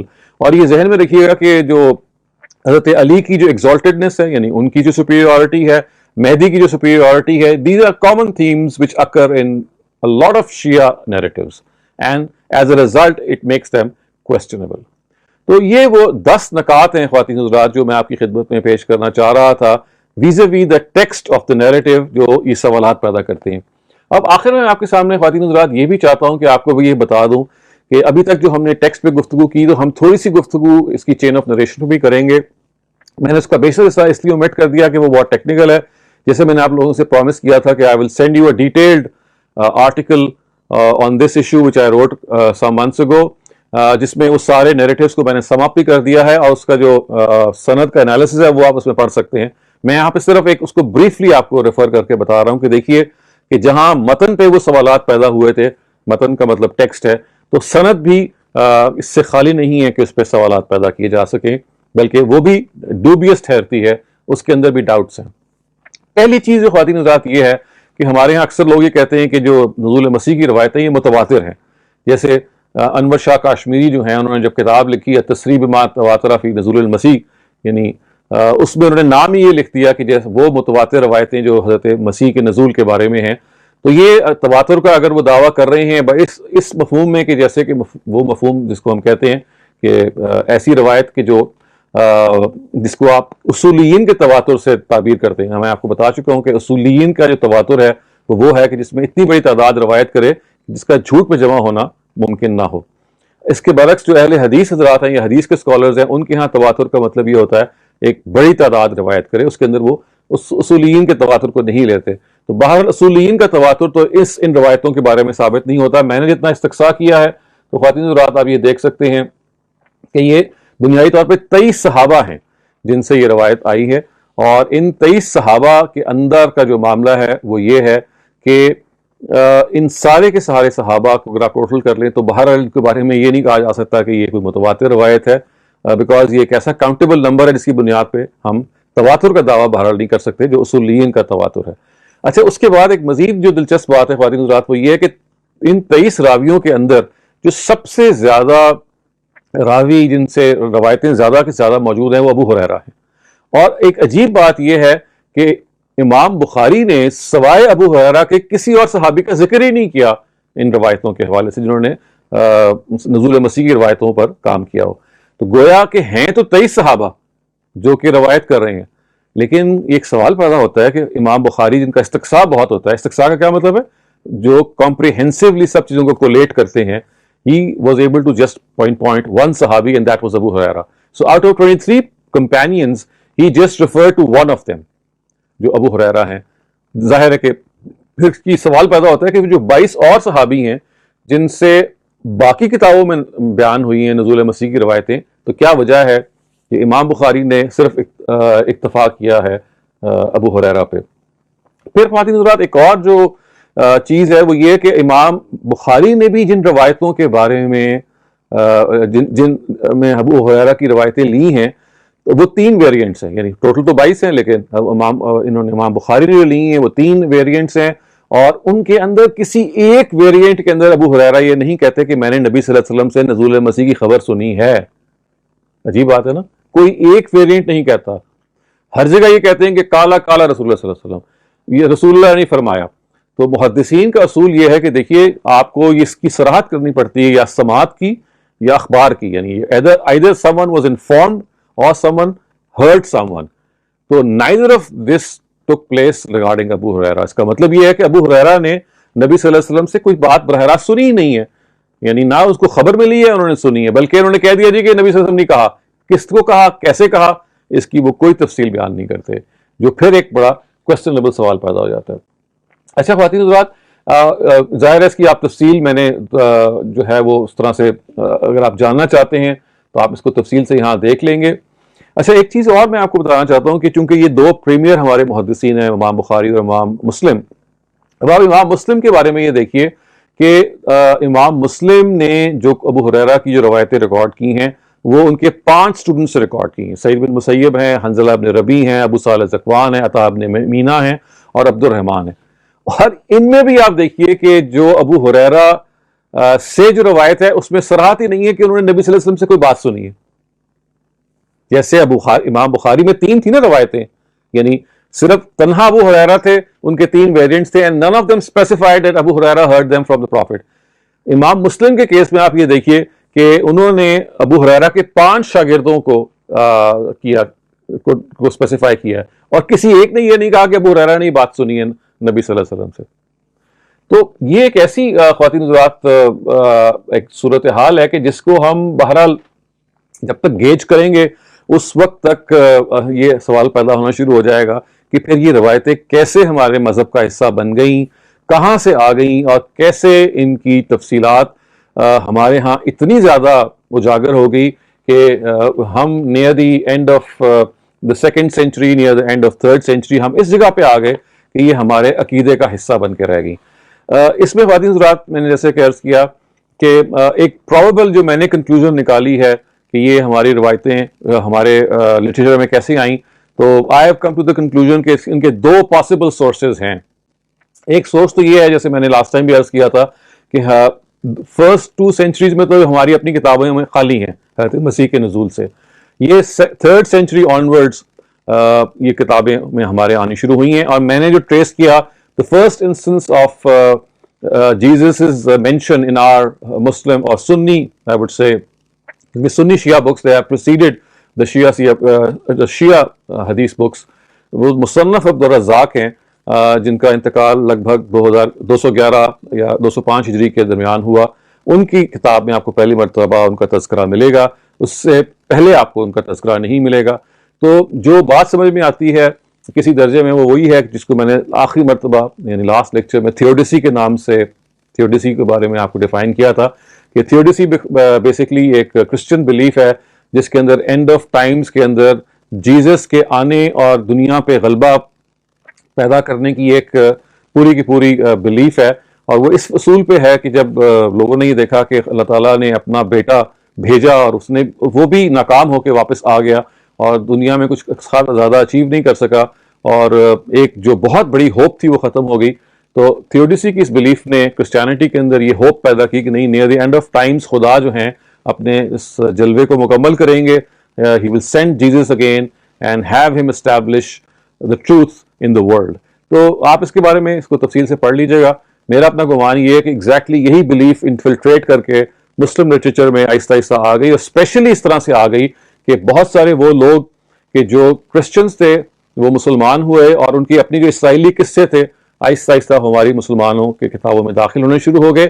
اور میں نے شاید آپ جب یہ تفصیلی آرٹیکل پڑھیں گے, میں نے اس کے بھی آپ کو ریفرنسز دے دیے ہیں کہ ابو ہریرہ who was the premier محدث in these نزول مسیح ڈائریکٹیوز نیریٹیوز, ان کا بہت رابطہ تھا اہل کتاب سے, اور وہ عبداللہ بن سلام اور وہاب بن منبع, یہ سارے وہ ہیں جو ان کے اسکالرز تھے, ان سب سے he would take a lot of narratives, and ان کو وہ یہ کہتے تھے جی کہ مجھے آپ باتیں بتائیں آپ لوگوں کے ہاں کیا ٹریڈیشن ہے. تو ان آل پروبیبلٹی ابو ہریرہ کی ایک آپ کہہ لیں سادہ لوحی کہہ سکتے ہیں, یا ان کا جو ایک طبیعت میں اپج تھی کہ to narrate something very different and distinct, تو اس کی تفصیل ہمارے سامنے آتی ہے. And I think that is one of the sources جہاں سے یہ روایتیں ہمارے اندر آئیں. ایک سورس یہ ہے. دوسری سورس وہ ہے خواتین حضرات جو میں نے آپ کے سامنے شروع میں یہ بتایا تھا کہ موطا امام مالک کے اندر حضرت نبی صلی اللہ علیہ وسلم کا خواب موجود ہے, جس میں انہوں نے دجال کو اور کرائسٹ کو خانہ کعبہ کا طواف کرتے ہوئے دیکھا, یعنی کرائسٹ اینڈ اینٹی کرائسٹ سرکم ایمبولیٹنگ دا ہولی کعبہ, اور ایسا لگتا ہے کہ یہ نبی صلی اللہ, اور یہ اس میں ورڈز ہیں کہ وہ ان کا خواب ہے, اور ظاہر یہ خواب کی ایک سگنیفیکنس ہو سکتی ہے کہ ٹھیک ہے کہ this is something of metaphorical depiction of certain events. تو یہ بھی ہو سکتا ہے کہ یہ خواب ایک لحاظ سے ڈسٹارٹ ہوتے ہوتے اس جگہ پہ پہنچ گیا کہ وہ چیز جو نبی صلی اللہ علیہ وسلم نے خواب میں دیکھی تھی کہ وہ خانہ کعبہ کا کوئی طواف کر رہا ہے, اس کو ایکچولی لوگوں نے بیان کر دیا کہ جیسے انہوں نے آنا ہے, اور جیسے کہ بعض روایات میں یہ آتا بھی ہے, آپ پڑھیں گے تو آپ جان لیں گے کہ وہ حضرت مسیح آئیں گے تو وہ خانہ کعبہ کا حج بھی کرنے کی کوشش کریں گے اور عمرہ کرنے کی بھی کوشش کریں گے. تو ایگزیکٹلی ایسا لگتا ہے کہ وہ جو خواب کی کا ایک بیان تھا وہ کسی نہ کسی طرح سے ڈسٹارٹ ہوا اور ہوتے ہوتے وہ ریئل لائف میں آ گیا. تو میرا اس میں جو سبمیشن ہے وہ یہ ہے کہ یہ دو پرومیننٹ سورسز ہیں, ایک اسرائیلی روایات اور دوسرا نبی صلی اللہ علیہ وسلم کا خواب. یہ دونوں سورسز بن سکتے ہیں جس کی وجہ سے یہ روایتیں یعنی مسلمانوں سے مراد سنی اور شیعہ کتابوں کے اندر انفلٹریٹ کر گئیں. یہ شروع میں قطعاً موجود نہیں تھیں, اور جیسے میں نے عرض کیا کہ قرآن مجید میں تو ظاہر اس کا صرف تذکرہ ہی نہیں ہے. تو میں اب اپنی بات کو یہاں ختم کرتا ہوں, اور میں صرف چاہتا ہوں کہ چند منٹ میں آپ کے سامنے سمرائز کر دوں جو ہم نے 10 نقطے پچھلی 2 نشستوں میں پڑھے ہیں. سب سے پہلی بات میں نے آپ کی خدمت میں عرض کی تھی کہ یہ روایتیں اپنی یعنی اگر آپ ٹیکنیکلی اس کو سمجھیں تو یہ غریب روایتیں ہیں, اور غریب یہ اردو کا غریب نہیں ہے, عربی زبان میں غریب کہتے ہیں ریئر کو, یعنی ایک چیز کا ان ہونے پن کو ہم کہتے ہیں کہ اتنی غریب روایات ہیں کہ پہلی سینچری کی کتابوں میں یہ نہیں ملتی. تو یہ ایک بہت بڑی بات ہے کہ اتنا بڑا عقیدہ کہ پروفٹ نے آنا ہے اور آپ کی پہلی سینچری کی جو بکس ہیں وہ ان کی آمد سے خالی ہوں. یہ پہلا پوائنٹ تھا جو ہم نے اسٹڈی کیا. دوسرا پوائنٹ ہم نے اسٹڈی کیا خواتین حضرات کے قرآن مجید کے جو مقامات ہیں یہ روایتیں ان کے خلاف ہیں. میں نے اس میں اپنے استاد جاوید احمد غامدی کی وہ کرٹیک کے پوائنٹس ہیں وہ آپ کے سامنے رکھ دیے تھے, ان کو آپ ان کی اپنی کتابیں بھی پڑھ سکتے ہیں. تیسرا جو پوائنٹ آپ کے سامنے جو آج سے ہم نے جو گفتگو شروع کی تھی وہ پوائنٹ یہ تھا کہ اسلام کی جو گلوری ہے وہ آخر میں جا کے to be once again established as a polity, as a religion. اس کے برعکس قرآن کی جو سورہ انبیاء کی آیت ہے وہ صاف طور پہ یہ کہہ رہی ہے کہ نہیں, ایسا کچھ نہیں ہونے والا. یاجوج اور ماجوج کا فتنہ ہے جس کے نتیجے میں تباہی آئے گی, اور اس تباہی ہی سے قیامت کا جو فتنہ ہے وہ نمودار ہو جائے گا. پھر میں نے آپ کے سامنے ایک نقطہ یہ بھی بیان کیا تھا کہ جیزس کے آنے کے حوالے سے عجیب ایک کانٹرڈکشن یہ بھی موجود ہے کہ کچھ روایتیں یہ کہہ رہی ہیں کہ نبی صلی اللہ علیہ وسلم کے یہ فوراً بعد آ جائیں گے, اور کچھ روایتیں یہ کہہ رہی ہیں کہ وہ اینڈ آف ٹائمز آئیں گے, اور چند روایتیں یہ کہہ رہی ہیں کہ درمیان میں جا کے کہیں آئیں گے. تو یہ کانٹرڈکشن جو ہوتی ہے ظاہر ہے اگر ریزالویبل نہ ہو, تو جیسے میں نے کہا کہ اذا تعارضت سقطت, جب یہ کانٹرڈکشن بیکمز irresolvable تو then the sources of these narratives also cannot be trusted. پانچویں چیز خواتین حضرات جو میں نے آپ کے سامنے عرض کی تھی وہ جزیہ کا معاملہ تھا. روایتیں یہ کہتی ہیں کہ جزیے کو موقوف کر دیں گے, حضرت عیسیٰ جو ہیں وہ جزیے کو ختم کر دیں گے, جبکہ جزیہ عملاً تو ختم کب کا ہو چکا ہوا ہے, اس وقت دنیا میں کہیں پایا نہیں جاتا, لیکن عیسیٰ تو آئے نہیں, یعنی this has happened long time ago. پھر چھٹی بات یہ عرض کی تھی خواتین حضرات کے روایتیں یہ کہتی ہیں کہ جنگیں ختم ہو جائیں گی, جبکہ اس کے بالکل برعکس قرآن تو یہ کہتا ہے کہ آخری جنگ ہوگی جس کے نتیجے میں قیامت نمودار ہوگی, اور وہ وہی جنگ ہے جس میں یاجوج اور ماجوج جو ہیں وہ حملہ کریں گے. ساتویں بات میں نے یہ عرض کی تھی کہ دیکھیے روایتوں کی ایک کڑی یہ بیان کر رہی ہے کہ کانسٹینٹینوپل would be conquered and right after that Jesus will arrive. اور یہ واقعہ 550 سال پہلے ہو چکا ہوا ہے اور جیزس نہیں آیا, دجال نہیں آیا, تو پھر کیا یہ مانا جائے کہ یہ یعنی یہ کس قسم کی کانٹرڈکشن ہے کہ ایک پریڈکشن کی جا رہی ہے اور پریڈکشن پوری نہیں ہوئی. پھر میں نے 8ویں نمبر پہ خواتین حضرات آپ کو یہ بھی بتایا تھا کہ بہت ساری روایتیں یہ کہتی ہیں کہ جیسے کہ اصل ڈائریکٹو یہ کہ جیزس نے آ کے اینٹی کرائسٹ کو ختم کرنا ہے, کرائسٹ نے آ کے اینٹی کرائسٹ کو ختم کرنا ہے, لیکن روایتیں تو یہ بیان کر رہی ہیں جو ون سیٹ آف نیریٹیوز ہیں کہ نہیں وہ آئیں گے, آ کے چلے بھی جائیں گے, لیکن یہ کام اللہ میاں کریں گے, اللہ میاں is going to kill antichrist. پھر نویں طور پہ خواتین حضرات میں نے یہ طور پہ آپ کے سامنے عرض کرنے کی کوشش کی تھی کہ یہ عجیب بالکل سوال پیدا ہوتا ہے کہ حضرت عیسیٰ اگر آئیں گے اور دجال کو قتل کریں گے تو ہر جگہ جہاں یہ قتل بیان ہوا ہے وہاں برچیاں اور تلواریں اور نیزے اور بھالے یہ ان کا تذکرہ ہے, ایز اف کوئی پرمیٹیو زمانے میں یہ کام ہوگا, کیونکہ اگر انہوں نے اینڈ آف ٹائمز بھی آنا ہے تو یہ جو برچیاں اور بھالے تو ظاہر ہے no one is going to use them in those times. تو روایتیں تو بالکل اس کے برعکس بیان کر رہی ہیں. تو کیا اس کا یہ مطلب یہ لیا جائے کہ Jesus will just use those primitive weapons which is of course very highly unlikely, کیونکہ ان کے مقابلے میں جو لوگ ہیں وہ تو وہ نہیں ہوں گے جو برچیاں استعمال کر رہے ہوں گے, ان کے پاس تو سارے جدید ویپنز ہوں گے.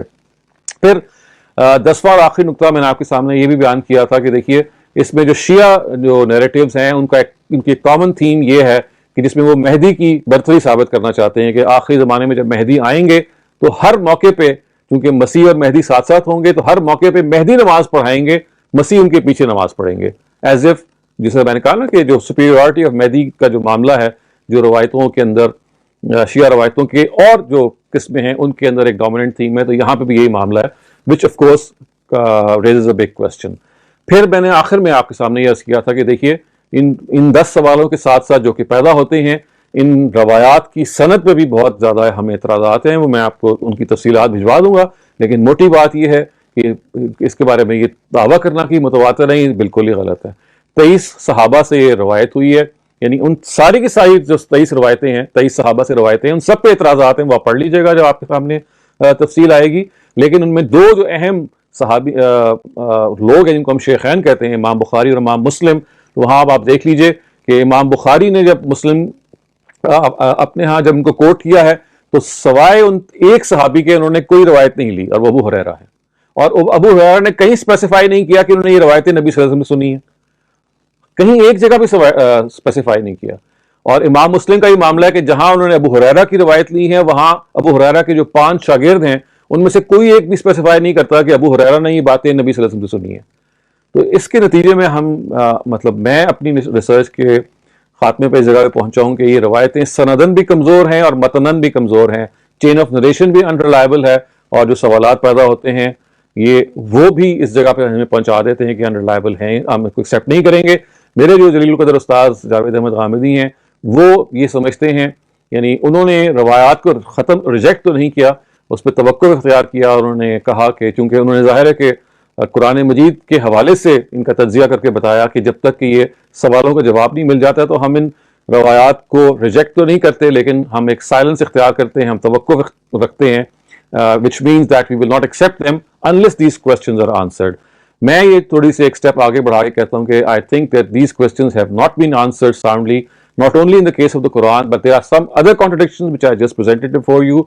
And as I said, it's not just the text, it is also the chain of narration which is questionable. And as a result, I find in my own research that this whole narrative regarding the second coming of Jesus is an absolute farce, it's a fallacy, it's a misleading conclusion, and unfortunately as Muslims we have succumbed to it. We need to revisit this once again and rethink our this basic premise of his return. And again, for this we have to read the texts once again. اور یہ بھی میں آپ کو عرض کر دوں کہ ہمارے ہاں چونکہ بخاری اور مسلم میں جب کوئی روایت آ جاتی ہے تو ہمارا جنرل رویہ اس کے بارے میں یہ ہوتا ہے کہ ہم we just accept it, because ہمارا خیال ہے کہ وہ ریسرچ کر کے جا چکے ہیں. یہ ذہن میں رکھیے کہ وہ بہت بڑے لوگ تھے, آؤٹ اسٹینڈنگ لوگ تھے, no doubt about it, they were towering figures but they were still human beings. تو غلطی بڑے سے بڑے انسان سے ہو سکتی ہے, لہٰذا یہ وینریشن کا جو رویہ ہے یہ اختیار نہیں کرنا چاہیے. اور آخری بات میں یہ بھی آپ سے عرض کر دوں کہ امام بخاری کی جو الجامع الصحیح ہے, آپ میں سے جن لوگوں نے اس کا مطالعہ کیا, ہم لوگ ایک عرصے سے اس کا مطالعہ کر رہے ہیں اور بہت سارے محققین بھی اس سے متفق ہیں کہ یہ اپنی فائنل فارم میں مرتب ہونے سے پہلے امام بخاری had expired, he had died. These are basically his notes. Some of them are complete and some of them are incomplete and some of them needed revision. तो he had not actually अपनी किताब को उन्होंने final नहीं किया था, उनकी death हो गई थी. तो ये भी जहन में रखिएगा कि बुखारी के बारे में जो एक अक्स सामने आता है कि जैसे it's an इनफैलिबल book, that is not the case. वैसे तो कोई भी काम इनफैलिबल नहीं होता, लेकिन इसमें एक मजीद तफसील ये है कि इमाम Bukhari himself was not able to completely finish that work before his death. So with these words I come to an end to this discourse. I hope कि जो कुछ सवालात जो हैं उनके नतीजे में आपके जहन में मजीद सवालात पैदा होंगे.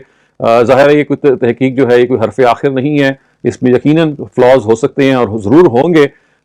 सब लोग इस पर गौर कर सकते हैं, इस पर अपना फीडबैक भी ज़रूर दें. मैं स्कॉलर्स के सामने भी इस चीज़ को पिछले 3-4 महीने से प्रेजेंट कर रहा हूँ, उनसे भी मैं कोशिश करता हूँ कि इस पर वो अपना फीडबैक दें.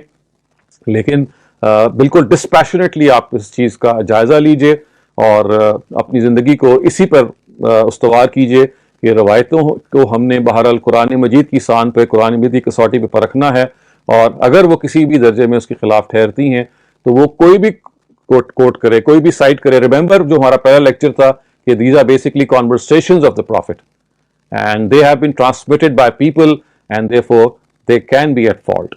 So thank you very much and I now hand over the mic to my co-host. बहुत बहुत शुक्रिया doctor Shahbaz, it was a very profound lecture. तो आइए सवालों का सिलसिला शुरू करते हैं. सबसे पहले रफिया ख्वाजा, प्लीज आप अपना सवाल पूछिए. अस्सलाम वालेकुम डॉक्टर शहजाद. एक तो मुझे काइंडली ये 2-3 अल्फाज सही समझ नहीं आ रहे. मतन I understand is text, what is the meaning of सनद एंड इस्नाद? ये बता दीजिए and then I can ask my question. तो सनद और इस्नाद असल में एक ही चीज है. सनद तो उर्दू में हम कहते हैं, इस्नाद उसको अरबी में कहते हैं. इसका मतलब है चेन ऑफ नरेशन. जो नबी सल्लल्लाहु अलैहि वसल्लम से आपके सामने कोई रवायत अगर आ रही है तो of course you are getting that narrative through people who are transmitting it. तो दरमियान में जो लोग हैं, यानी जैसे नबी सल्लल्लाहु अलैहि वसल्लम is at the top of the chain, उनके नीचे सहाबी हैं, फिर एक ताबई हैं वगैरह वगैरह, right till the time that it was compiled bye हदीस कलेक्टर इन हिज बुक. जैसे नबी सल्लल्लाहु अलैहि वसल्लम अगर ऊपर खड़े हैं तो Bukhari is one of the collectors. तो इनके दरमियान जो लोग हैं जो एक बात को ट्रांसमिट कर रहे हैं, तो each of that person who is found in various rungs of that chain, उस पूरी की पूरी चीज को हम एक चेन ऑफ नरेशन कहते हैं. उसी को हम इस्नाद कहते हैं, उसी को हम सनद कहते हैं.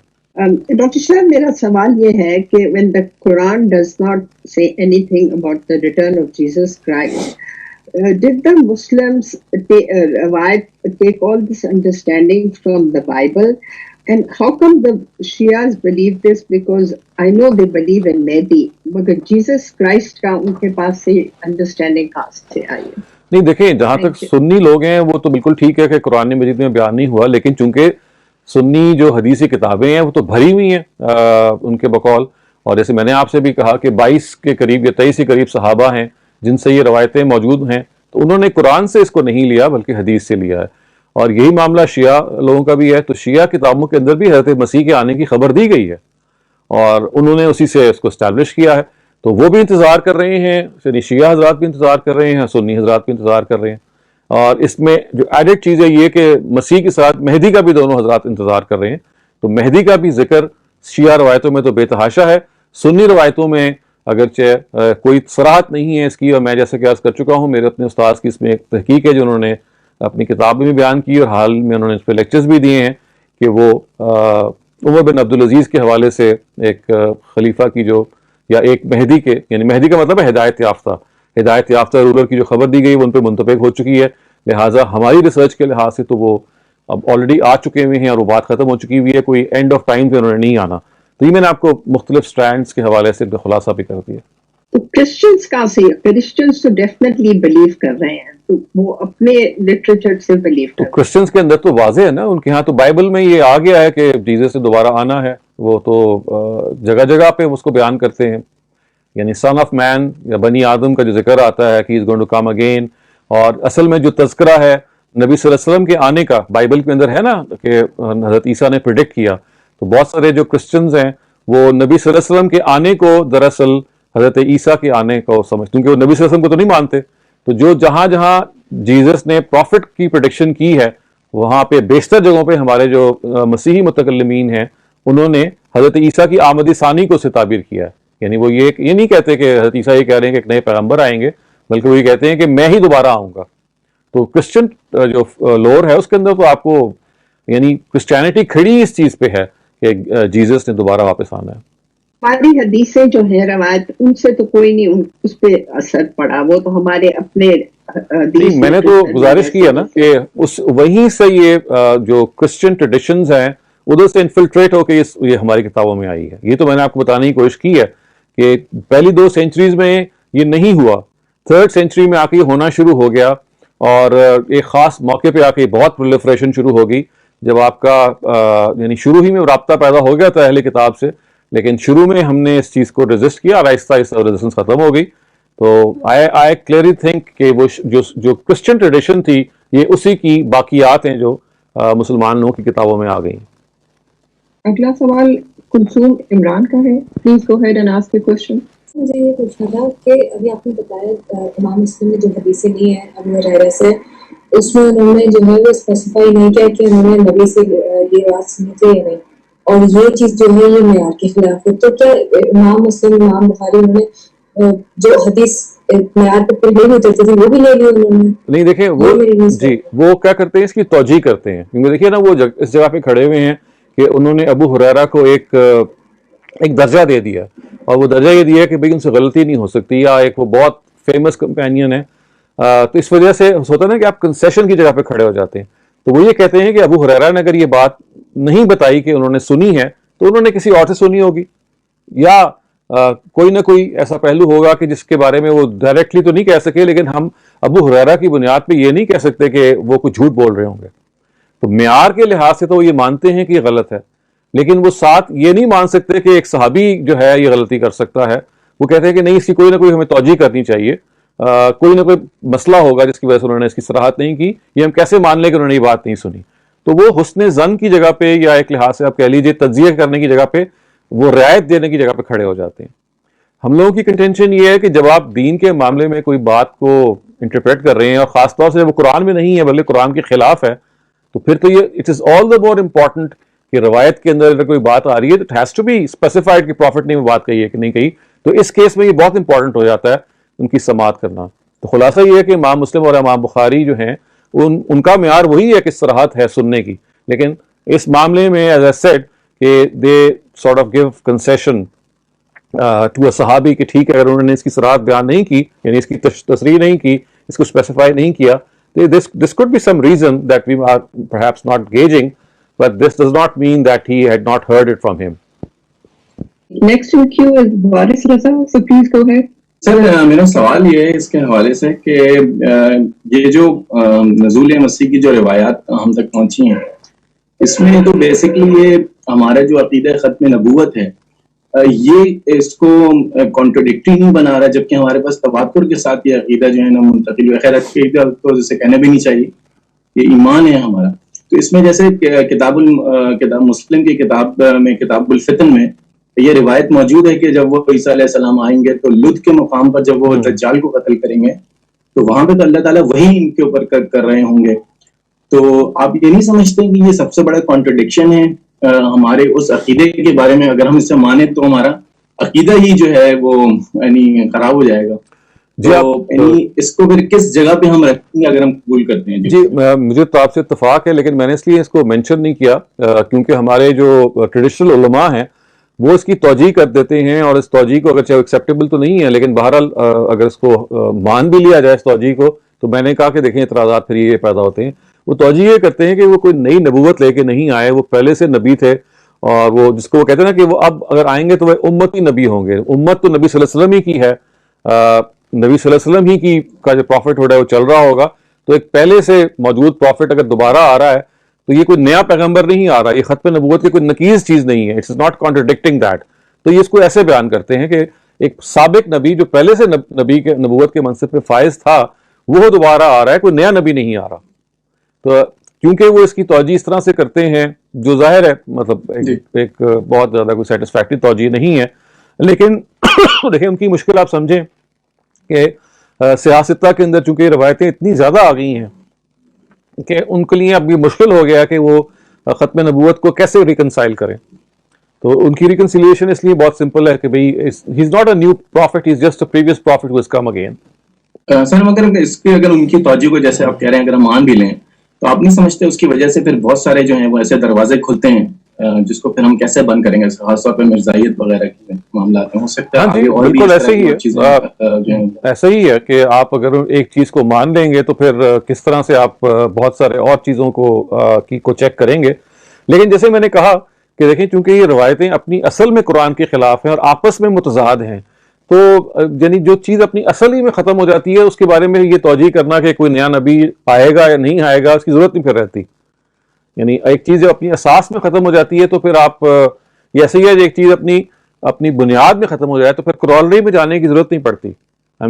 ہم لوگ تو اس کو بالکل اپنی اساس میں اپنی بنیاد میں جب یہ چیلنج کر لیتے ہیں تو آگے کی باتیں تو پھر ظاہر ہے کہ سرے سے رہتی نہیں ہیں. سوال شبانہ انصاری کا ہے، so please go ahead and ask your question.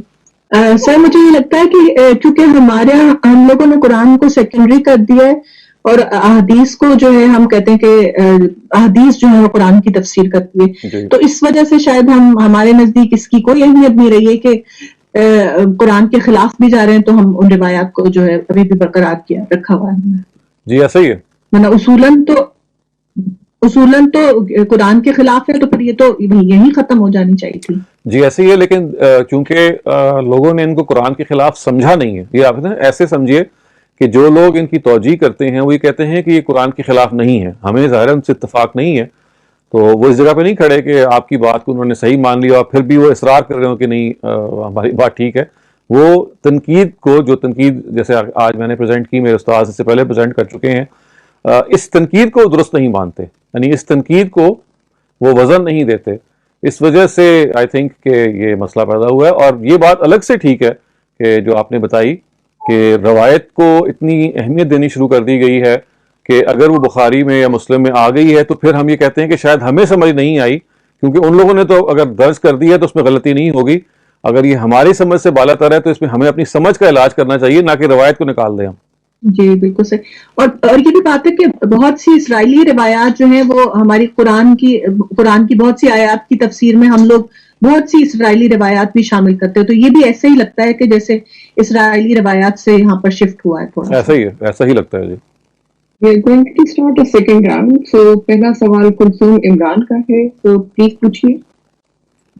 سر میرا پچھلے سوال سے ریلیٹڈ ہے، وہ مجھے یہ چیز پوچھنی تھی کہ قرآن سے جیسے ہم لوگ دیکھتے ہیں کہ اتنا کلیئرلی قرآن سے کچھ حدیثیں کنٹریکٹ کریں، جیسے پچھلی والی جو اسماعیل علیہ السلام کی تھی یہ بھی، تو اسی طرح کا سوال ہے کہ انہوں نے لیتے ہوئے یہ چیز نہیں دیکھی کہ قرآن سے یہ اتنا کلیئرلی کنٹریکٹ کر رہی ہے حدیث. دیکھیں میں نے جیسے کہ عرض کیا کہ اگر آپ امام بخاری کی بات کریں تو دیکھیے بخاری تو ایک اٹس ناٹ اے فنش بک، تو ہم امام بخاری کے حوالے سے یہ نہیں کہہ سکتے کہ اگر وہ فائنل ریویژن کرتے تو شاید کچھ نکال اور دیتے، کچھ اور کمی کر دیتے. لیکن ان کے ہاں اس اصول کو بھی آپ ذہن میں رکھیے کہ یہ جو قرآن سے کانٹراڈکٹ کرنا ہے یہ انہوں نے اس کا جائزہ یقیناً لیا ہوگا، لیکن اس جائزہ لینے کے بعد ان کو یہ محسوس ہوگا کہ یہ ایک انڈیپینڈنٹ بات ہے کہ اگر قرآن اس میں خاموش ہے تو یہ ایک نئی خبر ہے جو روایتیں دے رہی ہیں. پھر دیکھیے ذہن میں یہ بھی رکھیے کہ روایتوں کے بارے میں یہ تنقیح، یعنی یہ تنقیح کا کیا مطلب ہے، یہ اسپیسیفیکیشن کہ روایت جو ہے وہ قرآن مجید سے کوئی زائد بات نہ بیان کرے، یہ اصولین کی بحث ہے. اصولین کا کیا مطلب، جو اصول دین کے ماہرین ہیں، اصول فقہ کے ماہرین ہیں، جو یہ دیکھتے ہیں کہ قرآن اور حدیث کا ریلیشن شپ کیا ہے. جو روایت کو درج کرنے والے لوگ ہوتے ہیں وہ تو یہ دیکھتے ہیں کہ اگر وہ 5 معیارات جو سند کے ہیں اگر وہ پورے ہو جاتے ہیں تو پھر وہ یہ سمجھتے ہیں کہ ان روایتوں کو ہمیں ایکسیپٹ کر لینا چاہیے. تو اس وجہ سے آپ دیکھیے آپ اصل میں کر یہ رہے ہیں کہ اپنے سٹینڈرڈ سے ان کو ہم جج کر رہے ہیں، جو انفیئر ہوگا. انہوں نے اپنے سٹینڈرڈ کے لحاظ سے جو 5 سٹینڈرڈ بنائے روایت کی جج کرنے کے، اس میں ان کو محسوس ہوا کہ یہ پوری اترتی ہے. اور دیکھیے انسانی کاوش کے نتیجے میں غلطی تو ہو سکتی ہے بڑے سے بڑی، اور یہ جب کوئی غلطی پوائنٹ آؤٹ کر دیتا ہے تو دوسرے کی غلطی بڑی آسان لگتی ہے کہ یار اتنی بیسک بات ان کو نہیں پتہ تھی. لیکن اگر فرض کیجئے کہ آپ کے سامنے یہ تنقید نہ ہو یا یہ تفصیل نہ ہو تو ممکن ہے کہ ہم بھی اسی بات کو مان رہے ہوں جس کو وہ مان رہے تھے. تو یہ ہمیں الاؤنس دیتے رہنا چاہیے لوگوں کو. یہ ایسا ہو جاتا ہے کہ بڑی سی بڑی چیزیں اوور لک ہو جاتی ہیں. یہ تو اسی کو تو ہم کہتے ہیں ہیومن ایرر.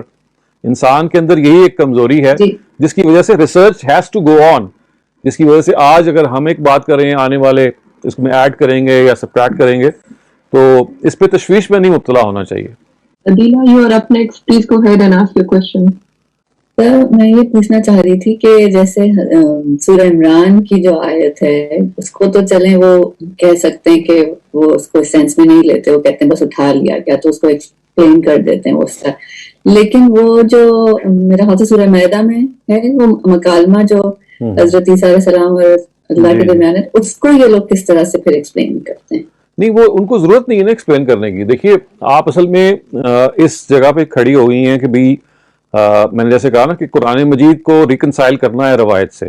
ہمارے ہاں جو جنرل طریقہ ہے روایت کو ریکنسائل کرنے کا وہ یہ ہے کہ بھئی دیکھیں اگر وہ انہوں نے 5 معیارات پورے کر کے ان کو درج کر دیا ہے, تو اگر وہ ریلیشن شپ ہمیں سمجھ میں نہیں آ رہا, کیونکہ یہ ہو نہیں سکتا کہ پروفٹ نے ایک اور بات کہیں اور قرآن ایک اور بات کرے. اس کا مطلب ہے ہمارا کوئی قصور فہم ہے, کوئی کمی ہمارے اندر ہے کہ ہم اس کو ریلیٹ نہیں کر رہے. امام شافعی نے جب الرسالہ کتاب لکھی, اس جو آپ کہہ لیں کہ اس نقطہ نظر کے چیمپئن ہے وہ حدیث کے ریکنسائل کروانے کے, تو انہوں نے یہ کہا کہ دیکھیے اگر ایک روایت سند کے لحاظ سے ٹھیک ہے اور آپ کو محسوس ہو کہ وہ قرآن سے مختلف بات بیان کر رہی ہے, تو اب آپ کو چاہیے کہ آپ توقف اختیار کریں, کہ اس لیے آپ کی جو سمجھ ہے اس میں کوئی پرابلم ہے, کیونکہ روایت تو ایسا ہو نہیں سکتا کہ نبی صلی اللہ علیہ وسلم کوئی قرآن کو کانٹراڈکٹ کریں یا قرآن سے مختلف بات بیان کریں. اس میں ہمیں اپنے قصور فہم کا اعتراف کرنا چاہیے. تو امام شافعی نے یہ بات لکھ کے, اس بات کو ترویج دے کے ایک پورا ذہن بنایا, جس کے نتیجے میں یہ مان لیا گیا کہ اگر روایت سندن ٹھیک ہے تو پھر ایسا نہیں ہو سکتا کہ وہ پھر نبی صلی اللہ علیہ وسلم کوئی قرآن سے کانٹراڈکٹری بات کریں گے, کیونکہ سورس تو ایک ہی ہے. اللہ کا پیغمبر جو ہے وہ اللہ ہی سے لے رہا ہے, ادھر سے وہ قرآن دے رہا ہے, ادھر سے وہ اپنی گفتگو دے رہا ہے. تو یہ پورا ایک نیریٹو تھا جو امام شافعی نے تخلیق کیا اور جو اس وقت پریویل کر رہا ہے ہماری ٹریڈیشنل تھاٹ کے اندر. تو آپ اس میں رکھ کے جب اس کو سمجھیں گے تو آپ کو سمجھ میں آ جائے گی. آپ فراہی اپروچ کو انڈیپینڈنٹ سے سمجھیے, یہ جو فراہی اپروچ ہے کرٹیسائز کرنے کی, دیٹ از ڈفرنٹ تھنگ. اس کو اگر آپ مکس کریں گے تو مسئلہ, یعنی فراہی اپروچ کیا کرے گی, وہ انسسٹ کرے گی کہ اچھا آپ کہتے ہیں نا کہ حدیث قرآن کی شرح ہی ہے, تو پہلے سمجھائیں کہ یہ فلاں روایت کیسے شرح کر رہی ہے. امام شافعی کہیں گے کہ نہیں, یہ سمجھانا ضروری نہیں ہے, آپ اپنی سمجھ کا علاج کریں, دونوں چیزیں برابر ہیں, آپ چیلنج نہیں کر سکتے.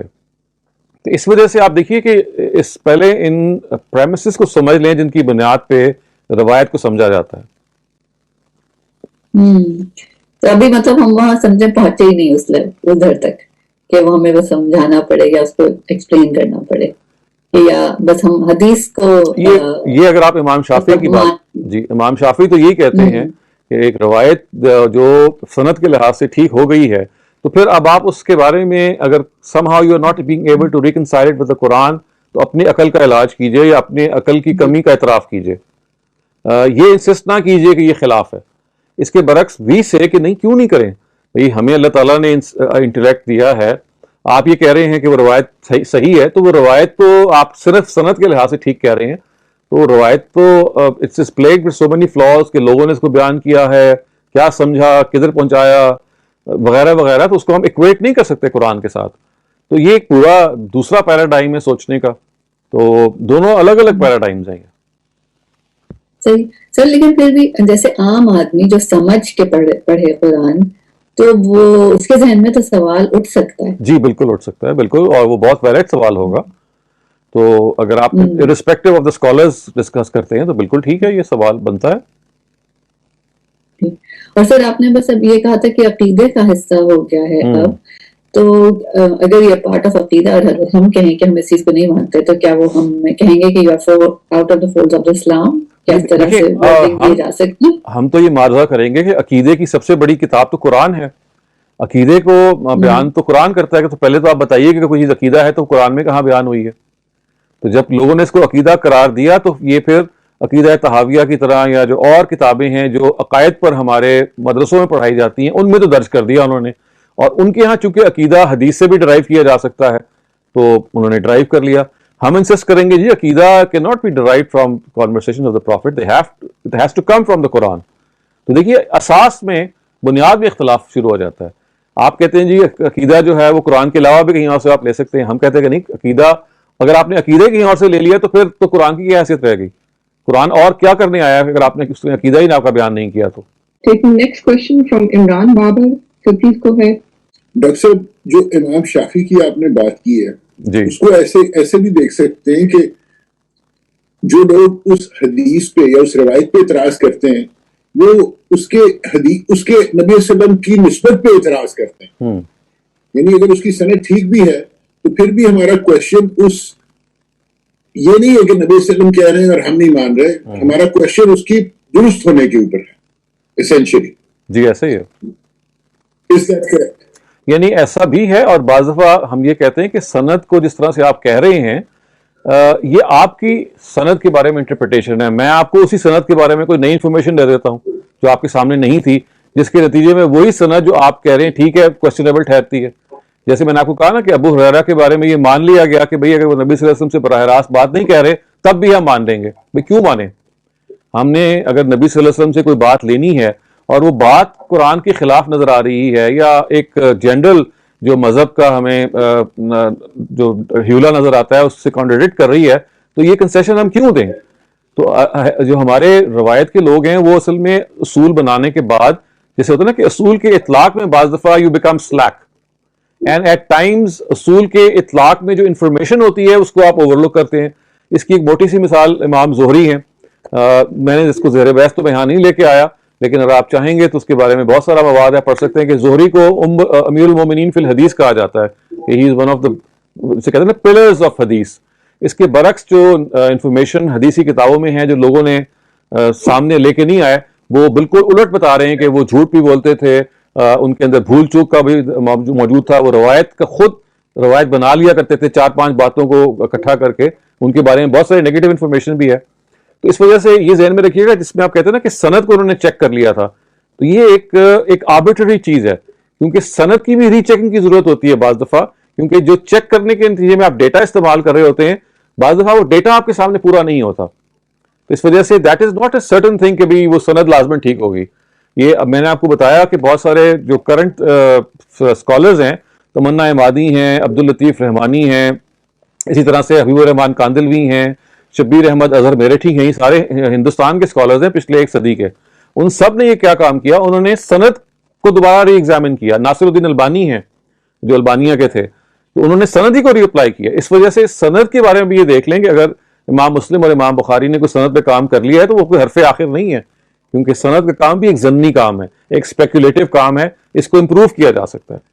ڈاکٹر صاحب اسی طرح ایک اور روایت بیان کی جاتی ہے, آپ نے بات کی کہ اگر امام حضرت ابو ہریرہ نبی صلی اللہ علیہ وسلم سے روایت نہیں کر رہے, ایک اور حدیث عموماً بیان کی جاتی ہے حضرت علی سے کہ 2 لوگ میری وجہ سے جہنم میں جائیں گے, ایک میری محبت میں غلط کر کے اور ایک میری دشمنی میں. یہ بھی حدیث جو ہے مجھے ایک عجیب سی لگتی ہے کہ یہ کیسے ہو سکتا ہے. آپ نے اس کو دیکھا, آپ نے اس حدیث کو یہ بھی بیان کی جاتی ہے حدیث کے طور پہ.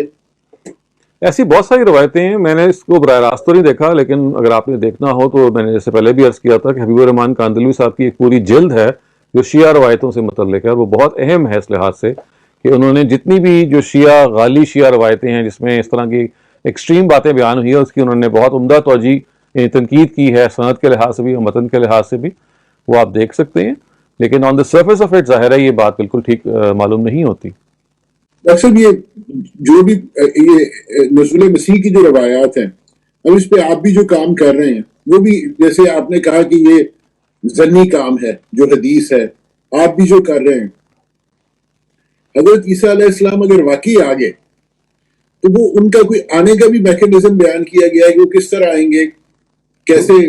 وہ تو دیکھیں روایتیں بیان کرتی ہیں نا کہ وہ لط کے مقام میں آئیں گے, وہ 2 فرشتوں کے پروں پہ ہاتھ رکھے ہوئے نازل ہوں گے, نیچے آئیں گے, اس کے بعد مسلمان سب لوگ ان کا استقبال کریں گے, پھر ایک جنگیں ہوں گی, ان جنگوں میں وہ مسلمانوں کو لیڈ کریں گے. نماز میں بعض دفعہ قیادت کا ذکر آتا ہے, بعض دفعہ جو لوکل امیر ہے وہ قیادت کرے گا, لیکن ان کا اصل مقصد یہ بتایا گیا کہ وہ آ کے دجال کو قتل کریں گے, کیونکہ دجال will be standing as a hindrance to the final dominance of Islam. تو یہ ساری باتیں تفصیل تو روایتیں بیان کر رہی ہیں. تو وہ میں آپ کو جیسے میں نے کہا آپ کو میں بھیج دوں گا وہ روایتیں, آپ ان کو خود بھی اسٹڈی کر سکتے ہیں. تو ایک پورے کا پورا نیریٹو ہے جو پہ اس کی گرد بلڈ اپ ہوتا ہے. Please go ahead and ask your question. Doctor صاحب ذرا سی مجھے کنفیوژن اس لیے ہو رہی ہے کہ وی بلیو قرآن از کسوٹی, اور آپ نے ایک اپنے لیکچر میں سمجھایا تھا کہ according to the Abrahamic tradition everyone is a Muslim and all انبیاء brought Islam and Jews and Christians are deviant Muslims. تو یہ اتنی بڑی چیز جو ہے جو قرآن کے خلاف جا رہی ہے, تو how come we all can't agree on this؟ اگر ہم deviant بھی وہ ہوں تو مگر اتنی بڑی چیز جو قرآن میں ہے ہی نہیں, کیسے کرسچنز یا کچھ مسلمان لوگ بھی بلیو کرنے لگ گئے ہیں؟ دیکھیے میں نے تو کوشش کی ہے یہ بتانے کی کہ کرسچنز تو اس لیے بلیو کرنے لگ گئے ہیں کہ ان کی کتابوں میں ان کے خیال میں صاف طور سے درج ہے کہ عیسیٰ نے دوبارہ آنا ہے. مسلمان اس لیے بلیو کرنے لگ گئے ہیں کہ بے تحاشا حدیثوں میں اس کا ذکر آ گیا ہے, اور ان حدیثوں کو انہوں نے قرآن کے خلاف نہیں سمجھا اور یہ کہا کہ چونکہ ان کی سند ٹھیک ہے تو یہ ایک ایکسٹرا اطلاع ہے جو آپ کے پیغمبر دے رہے ہیں, یہ قرآن کے خلاف نہیں ہے. تو یہ آپ دیکھیں نا, ان سے ہمدردی کرتے ہوئے ان کی جو بات جیسے کہ وہ سمجھتے ہیں اس کے لحاظ سے سمجھنے کی کوشش کریں, اور یہ ذہن میں رکھیں کہ انسانوں کے فہم میں بہت زیادہ ویرائٹی ہوتی ہے. انسان مختلف پہلوؤں سے جج کر رہے ہوتے ہیں, اور ہیومن ایرر بھی انسان سے صادر ہوتا رہتا ہے, یہ ہم سب کی کمزوری بھی ہے. ہو سکتا ہے کہ جو باتیں میں نے آپ سے کی ہوں کل کے کوئی اس کی غلطی پوائنٹ آؤٹ کر دے. تو ہمیں تو اصل میں دیکھیے حق کی تلاش اور حق کی جستجو میں رہنا ہے, سچائی کی تلاش میں رہنا ہے. جہاں وہ نظر آئے, جس جگہ وہ نظر آئے, اس کے لیے ہمیں بےتاب رہنا ہے. یہ بات کہ کیا سچائی ہے کیا نہیں ہے, یہ تو ایک ایسی چیز ہے جو آپ کو ایلوڈ کر سکتی ہے, لیکن آپ کو ان سنسیئرٹی آف یور کویسٹ, اگر آپ اپنی اس سچائی کی تلاش میں سنسیئر ہیں تو خدا کے آگے بس یہ رویہ ہے جو چیک ہونا ہے. خدا نے آپ سے یہ نہیں پوچھنا کہ تم نے فلاں عمل جو کیا وہ تو دین کے خلاف تھا. نہیں, اگر آپ اس کے جواب میں یہ کہیں گے جی کہ میں نے اپنی عقل کو, اپنے فہم کو ہر لحاظ سے چھان پٹک کے کوشش کی تو مجھے تو یہ سمجھ میں آیا, تو کیا آپ خیال ہے کہ خدا آپ کو یہ کہیں گے کہ نہیں نہیں چونکہ یہ غلط تھا لہٰذا تم سے مواخذہ ہوگا؟ میرا خیال ایسا نہیں ہے. اللہ تعالیٰ کا اصل امتحان فہم میں بارے میں ہم کتنے زیادہ تگ و دو کرتے ہیں, کتنے زیادہ کیئرفلی کسی چیز کو انٹرپریٹ کرتے ہیں, یہ اصل امتحان ہے, نہ کہ لازماً صحیح بات تک پہنچنا. اگر یہ امتحان ہوتا پھر تو شاید ہم سب ہی فیل ہو جاتے یا ہو سکتے ہیں. اصل امتحان یہ نہیں ہے, اصل امتحان یہ ہے کہ کتنا ایفرٹ کیا ہے آپ نے سچائی کو تلاش کرنے کا. تو بس اس میں کوئی سلیکٹنس نہیں ہونی چاہیے. جی, taking next question from Humaira Hamid, so please go ahead and ask your question. Sir مجھے تو سب سے پہلے آپ کو کمپلیمنٹ دینا ہے, اتنے زبردست لیکچر آپ نے اس جیسس کے اوپر, جیسس کرائسس پہ آپ نے دیے ہیں کہ میں اسپیچ لیس ہوں. میں نے بڑی کوشش کی کہ میں کوئی نہ کوئی سوال اٹھاؤں, لیکن الحمدللہ ہر دوسرے لمحے میں آپ نے اپنی بات سمجھا کر میرے ہر سوال کا جواب دے دیا. اور آج اگر میرے ذہن میں کوئی سوال آ رہا تھا وہ یہ تھا کہ کیا اتنی زبردست آپ نے ریسرچ کی ہے. میں نے گاندھی صاحب کو بھی اس پہ جیزس کے اوپر میں نے بہت ان کے ویڈیوز سنے تھے, ایک بار نہیں بار بار میں سنتی ہوں یہ چیزیں تاکہ بات دماغ میں میمورائز ہو جائے. تو آج میرے دماغ میں اگر سوال آیا شاید اس کا بھی آپ نے جواب دے دیا کہ کیا آپ نے یہ تمام ریسرچز دوسرے اسکالرس کے سامنے رکھی ہیں اور وہ اس چیز کو کیسے لے رہے ہیں, وہ کیسے آپ کو جواب دے رہے ہیں؟ تو میں نے جیسے کہا کہ میں نے ابھی کوئی 2-3 مہینے پہلے ہی ریسرچ کو مکمل کیا ہے, اگست کے مہینے میں. تو میرے ٹیچر غامدی صاحب, ان کو میں نے اپنی ریسرچ پیش کی. اس کے ظاہر ہے وہ تو انہی کی رہنمائی بھی میں نے ریسرچ کی ہے, لیکن اس کے علاوہ چونکہ یہ بنیادی طور پہ ابھی انگریزی زبان میں ہے اور ہمارے جو ٹریڈیشنل اسکالرز ہیں وہ کمفرٹیبل نہیں ہوتے, تو مجھے ابھی تک ان کی طرف سے تو کوئی رسپانس نہیں ملا. لیکن چونکہ 2-3 مہینے بھی گزرے ہیں تو جہاں جہاں یہ پہنچ رہی ہے ابھی لوگ اس کا مطالعہ کر رہے ہیں. I think it is too soon to ask for anyone for criticism. امید ہے انشاءاللہ وقت کے ساتھ ساتھ وہ بھی آ جائے گا. جب آئے گا تو میرے لیے بہت وہ میں I am impatiently waiting for that, کیونکہ ظاہر ہے کہ سر میں دعا گو ہوں, آئی ایم سوری میں بات کاٹ رہی ہوں کہ میں دعا گو ہوں انشاءاللہ تعالی آپ کامیاب ہو, کیونکہ میں نے آپ کو بتایا کہ میں نے گاندھی صاحب کی بھی جو اس ویڈیو پہ انہوں نے 3 کرٹیسائز کیے تھے قرآن پاک کی جو آپ نے آیات بتائی تھی اور لاسٹ ٹائم بھی آپ نے ایکسپلین کیا تھا, میں نے وہ ویڈیو ان کی بار بار سنی تھی اور وہ اتنی زبردست تنقید انہوں نے سامنے لا کے رکھی ہے کہ قرآن ہمیں جب یہ باتیں بتا رہا ہے تو ظاہر سی بات ہے حدیثوں پہ بھی ہمارا ایمان ہے, لیکن جس طرح ابھی آپ نے آج بہت اچھا ایکسپلین کیا کہ ابو ہریرہ سے جو روایتیں آ رہی ہیں وہ یہ بتا ہی نہیں رہی ہے کہ انہوں نے محمد رسول اللہ سے یہ ساری باتیں سنی ہیں یا نہیں سنی ہیں. تو یہ چیز بھی میرے لیے بہت امپورٹنٹ ہے کہ ٹھیک ہے حدیث اپنی جگہ پہ امپورٹنٹ ہے, لیکن پہلے ہمیں یہ چیز دیکھنی ہے کہ قرآن پاک ہم سے کیا کہہ رہا ہے. تو میرے دل پہ تو بہت زیادہ ان چیزوں نے اثر کیا ہے, اور مجھے تو ایک بات سمجھ میں آ رہی ہے الحمدللہ, اور میری دعا ہے انشاءاللہ تعالیٰ کہ اللہ تعالیٰ آپ کو کامیاب کرے, آگے بھی جی بس میں یہ عرض کروں گا کہ دیکھیے دو ایپیسوڈ جو بھی جیسس پہ آپ نے دیے جی کامیابی اس کو ہم نہیں کہتے کہ آپ کی ریسرچ کامیاب ہو جائے. کامیابی اس کو ہم کہتے ہیں کہ اگر کوئی تنقید کرتا ہے اور وہ تنقید جو ہے وہ وزن رکھتی ہے تو ہمیں اللہ تعالیٰ اس کی توفیق دے کہ ہم اپنی اصلاح کریں. کامیابی یہ ہے یعنی کامیابی سنسیرٹی میں ہے. اس کامیابی سے ہمیں دلچسپی نہیں ہونی چاہیے کہ ہماری ریسرچ ڈومینیٹ کر جائے. نہیں, اصل چیز یہ ہے کہ اس کے جو فلاز ہیں وہ آہستہ آہستہ بہتر ہونے شروع ہو جائیں. تو اس کی دعا کریں کہ ہمیں اللہ تعالیٰ اس کی توفیق دے کہ غلطی کو ہم مانیں, اکنالج کریں اور اپنے آپ کو اس کے لحاظ سے ڈھال لیں. کیا سوال شبانہ انصاری کا ہے؟ سپریت کو ہے. بالکل صحیح بات کی کہ حق جو ہے حق کو ہمیں کسی تعصب سے بالا تر ہو کے جو ہے ہمیں اس کی تلاش ہونی چاہیے. تو سر سوال یہ کہ قرآن تو حضور پاک صلی اللہ علیہ وسلم کے زمانے میں لکھ دیا گیا تھا, لیکن روایات جو ہیں وہ تو بعد میں بہت عرصے بعد لکھی تھی, تو پھر ان میں برابری تو نہیں ہوئی ایک طرح سے, وہ جو امام شافعی والی بات ہے کہ ہاں جی یہ تو دیکھیں مطلب اس میں کچھ اوتھینٹسٹی میں فرق تو ہے. بالکل ہے, لیکن وہ یہ کہتے ہیں نا کہ جب حدیث کے جو معیارات ہیں ان پہ آپ ان کو پرکھ لیا تو پھر اصل میں ایسا ہی ہے کہ جیسے نبی کی وہ بات ہے. یہ ان کا نقطہ نظر ہے, آپ اس سے اتفاق نہ کریں یا کریں. انہوں نے یہ نقطہ نظر قائم کیا کہ چونکہ ہم نے نبی صلی اللہ علیہ وسلم کی بات کو پرکھ لیا ہے تو پرکھنے کے بعد اب اصل میں یہ نہیں ہو سکتا کہ ہم کوئی تفریق کریں, ہمیں بہرحال اس کے آگے سبمٹ کرنا چاہیے. پھر انہوں نے اس کی مثالیں بھی دی. انہوں نے کہا کہ دیکھیے بہت ساری جگہوں پہ آپ کو محسوس ہوتا ہے کہ روایات جو ہیں وہ تخصیص پیدا کر رہی ہیں قرآن مجید میں, اور قرآن مجید جو ہے وہاں اس کے اندر ایک ایسے مفہوم کو بیان کر رہی ہیں جس کے نتیجے میں آپ کو اعتراف کرنا پڑتا ہے کہ شاید میں نے غلط سمجھا ہے. تو اس کی ایک پوری تفصیل ہے, وہ بیان کرتے ہیں, ان کا ایک خاص علم الکلام ہے. تو I think we should respect his approach, اور اگر آپ کی کوئی مختلف اپروچ ہے تو اس کو ضرور آپ اپنا سکتے ہیں, لیکن دوسرے کی تنقید میں ہمیں نہیں کھڑا ہونا چاہیے. انہوں نے بہت بڑی خدمت کی جس زمانے میں وہ تھے. اس زمانے میں بہت سارے پہلو ایسے تھے کہ جہاں اگر ہم بھی شاید ہوتے تو ممکن ہے ہم وہی بات کرتے جو انہوں نے کی ہے.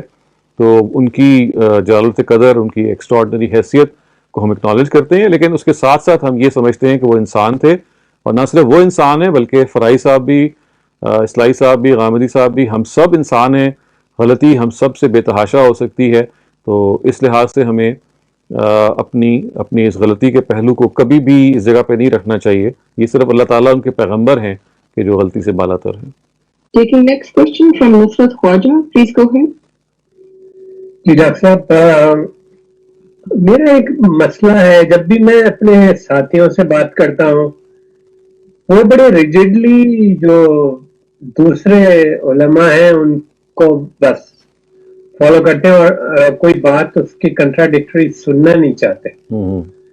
میرا خیال ہے ضرورت ہے کوئی ڈائلاگ کی کہ آپ اور رامدی صاحب کا جو ویو پوائنٹ ہے, وہ جو دوسرے پرانے ٹریڈیشنل علماء ہیں, بنوری, علامہ بنوری ٹاؤن اور وہ سارے لوگ جو ہیں, ان کے ساتھ بات چیت کی جائے اور ان کو سمجھایا جائے یا ان کی بات سمجھی جائے کہ بھائی یہ کنفیوژن, تاکہ ہم لوگ جس کنفیوژن میں رہتے ہیں ادھر سے یہ بات سنتے ہیں ادھر سے وہ بات سنتے ہیں, اور ہمارے پاس اتنی کیپیسٹی نہیں ہے کہ ہم لوگ فیصلہ کر سکیں کہ بھائی فائنل کیا ہے. تو وہ ایک بڑا, یقین کریں میں اکیلا نہیں ہوں اس کنفیوژن میں, بہت لوگ ہیں جو کہ بہت احسان ہوگا آپ لوگوں کا اگر آپ ڈائلاگ کر کے ان سے بات کر کے کوئی فائنل ایگریمنٹ پہ پہنچ جائے. یہ میرا سوال. تو دیکھیں یہ تو بات بالکل ٹھیک ہے, ڈائلاگ تو ہمیشہ بہت مفید ہوتا ہے. ڈائلاگ کے لیے ہمیشہ آپ کو المورد کی طرف سے کبھی انکار نہیں ملے گا. We are always game for that, we are always willing to engage in dialogue. صرف یہ ذہن میں رکھیے گا کہ ڈائلاگ ایک ایسی چیز ہوتی ہے کہ ان لوگوں سے کیا جا سکتا ہے جو ڈائلاگ پہ آمادہ ہیں. اگر آپ نے اپنا ذہن بند کر لیا ہے یا اگر آپ نے کچھ فیصلے کر لیے ہیں کہ بھئی یہ چیزیں تو چیلنج نہیں ہو سکتی, تو پھر اصل میں ڈائلاگ ایک شروع ہوتا ہے پھر ایک جگہ پہ آ کے رک جاتا ہے. تو بہت انفارچونیٹلی باوجود بہت عزت کے جو ہمارے کنٹمپریری اسکالرس کی میرے دل میں ہے ان کے لیے, جہاں ہم نہیں آگے جا پاتے وہ یہ ہے کہ بعض جگہوں پہ انہوں نے کچھ فیصلہ کر لیا ہے کہ بس اس پہ تو ہم نے بات نہیں کرنی, یہ تو ایک اسٹیبلش چیز ہے. تو جب آپ اپنی ذہن کو یہاں پہ لے جائیں کہ آپ کہیں کہ نہیں یہ جو ان چیلنج چیزیں ہیں they can not be challenge, تو پھر ڈائلاگ کوئی خاص ہو نہیں سکتا. اور میں نے جتنا کچھ غور کیا ہے یا جب بھی موقع ملا ہے ڈائلاگ کا، جہاں ڈائلاگ رکا ہے آ کے وہ اسی جگہ پہ رکا ہے کہ ہمارے جو کنٹمپرری اسکالرز ہیں وہ they are not very conducive to dialogue. اس کے برعکس میں نے یہ دیکھا کہ ڈائلاگ کے لیے بہت کنڈیوسو ہیں ہماری نئی جنریشن، ہماری جنرلی جو نیکسٹ جنریشن جس نے ظاہر مذہبی اسکالرس کی جگہ لینی ہے، اور یا جنرلی جو ہماری انٹلیکچوئل ایلیٹ ہے ان کے ساتھ اگر ہم استدلال کی بنیاد پہ بات کریں تو وہ تو بڑی فروٹفل ہو جاتی ہے. لیکن ہماری جو مذہبی کلرجی ہے جس کو آپ کہتے ہیں، ان میں ایکسیپشنز بھی ہیں اور بہت اچھے ایسے لوگ بھی ہیں جن سے آپ واقعی کر سکتے ہیں، لیکن زیادہ تر لوگ وہ ہیں کہ جن سے ڈائلاگ ہو نہیں پاتا اس لیے کہ انہوں نے کسی وجہ سے کسی مصلحت سے ڈائلاگ کے بعض معاملات پہ یا بعض لیولز پہ دروازے بند کر دیے ہیں. بہت شکریہ. عمران بابر آپ کا آخری سوال ہے، سب پلیز پوچھیے. ڈاکٹر صاحب آپ کی یہ ریسرچ جو ہے یہ اویلیبل ہمیں گروپ پہ مل سکتی ہے اگر یہ پبلش ابھی نہیں ہوئی تو؟ جی آپ کو میں انشاءاللہ بھیج دوں گا، گروپ میں آپ کو اویلیبل ہو جائے گی. اور ڈاکٹر صاحب اگر آپ اس کو share, I don't know whether you have shared it with Mufti Taqi Usmani, Rafi Usmani Sahab, وہ بڑے بیلنسڈ علماء ہیں، ان کی بھی رائے اس کے اوپر جو ہے وہ نہیں ابھی تک تو بڑی قابل قدر ہوگی. جی بالکل ضرور ہوگی، ابھی تک تو نہیں ہوئی، لیکن اگر آپ کا کوئی ذریعہ ہے ان تک بات پہنچانے کا تو آپ ان تک پہنچا سکتے ہیں. بہت شکریہ. ڈاکٹر شہزاد میرے پاس آج کا آخری سوال ریٹن کوشچن ہے and I'll read it out for you. آپ نے اپنے لیکچر میں کہا کہ موقوف حدیث وہ ہیں جو کہ صحابہ سے رپورٹ ہوتی ہیں، نہ کہ messenger peace be upon him سے. So if only Sahabas are saying something, then how can we say it's a hadith? دیکھیں اس کی وجہ یہ ہے، شاید میں نے بہت شروع میں بھی آپ سے کہا تھا کہ روایات کا جو لفظ ہوتا ہے نا، حدیث کا جو لفظ ہے، اس کا ایک ہوتا ہے ٹھیٹ اطلاق. ٹھیٹ کا مطلب ہے very pure in the strict sense of the word. وہ تو اصل میں نبی صلی اللہ علیہ وسلم ہی سے روایت پہ ہوتا ہے. لیکن وسعت میں ان لارجر کینوس بعض دفعہ جو صحابہ سے روایتیں ہیں ان کو بھی ہم حدیث کہہ لیتے ہیں، کیونکہ گمان یہی ہوتا ہے کہ جو صحابی بات کر رہا ہے وہ اپنی طرف سے نہیں کر رہا، اس نے پروفٹ ہی سے سنی ہوگی. لیکن چونکہ اس نے سننے کو بتایا نہیں بلکہ یہ کہا کہ میں کر رہا ہوں، لہٰذا ہم احتیاطاً یہ کہتے ہیں کہ نہیں یہ نبی کی بات نہیں ہے، صحابی کی بات ہے. تو یہ وہ ڈسٹنکشن ہے جو ہم پیدا کرتے ہیں. اور حدیث کا جو لفظ ہے وہ دونوں پہ بول لیا جاتا ہے. As I said in the strict sense کو اس کو بولا تو جانا چاہیے نبی صلی اللہ علیہ وسلم کے حوالے سے. اسی وجہ سے موقوف روایتوں کے لیے ایک مختلف لفظ ہے جو ہمارے محدثین اختیار کرتے ہیں. ان کو وہ کہتے ہیں آثار، یعنی اثر کہتے ہیں. اثر کی جمع آثار ہے، اور آثار کا مطلب ہے وہ روایتیں جو صحابہ سے ہیں، تو ان کو وہ آثار کہتے ہیں. لیکن ایز آئی سیڈ یہ حدیث کا لفظ in a larger sense, in a broader sense, وہ ان روایتوں کے لیے بول لیا جاتا ہے جو پروفٹ سے ہیں، اور ان روایتوں کے لیے بول لیا جاتا ہے کہ جو صحابہ روایت بذات خود کر رہے ہیں and they are not naming the prophet. بہت شکریہ. ایز آئی سیڈ کہ یہ ہمارا آج کا آخری سوال تھا. آپ کے وقت کا بہت شکریہ تمام پارٹیسپینٹ کی طرف سے بھی. So we're looking forward to seeing you in the next session with a new topic. جی انشاءاللہ. خدا حافظ جی.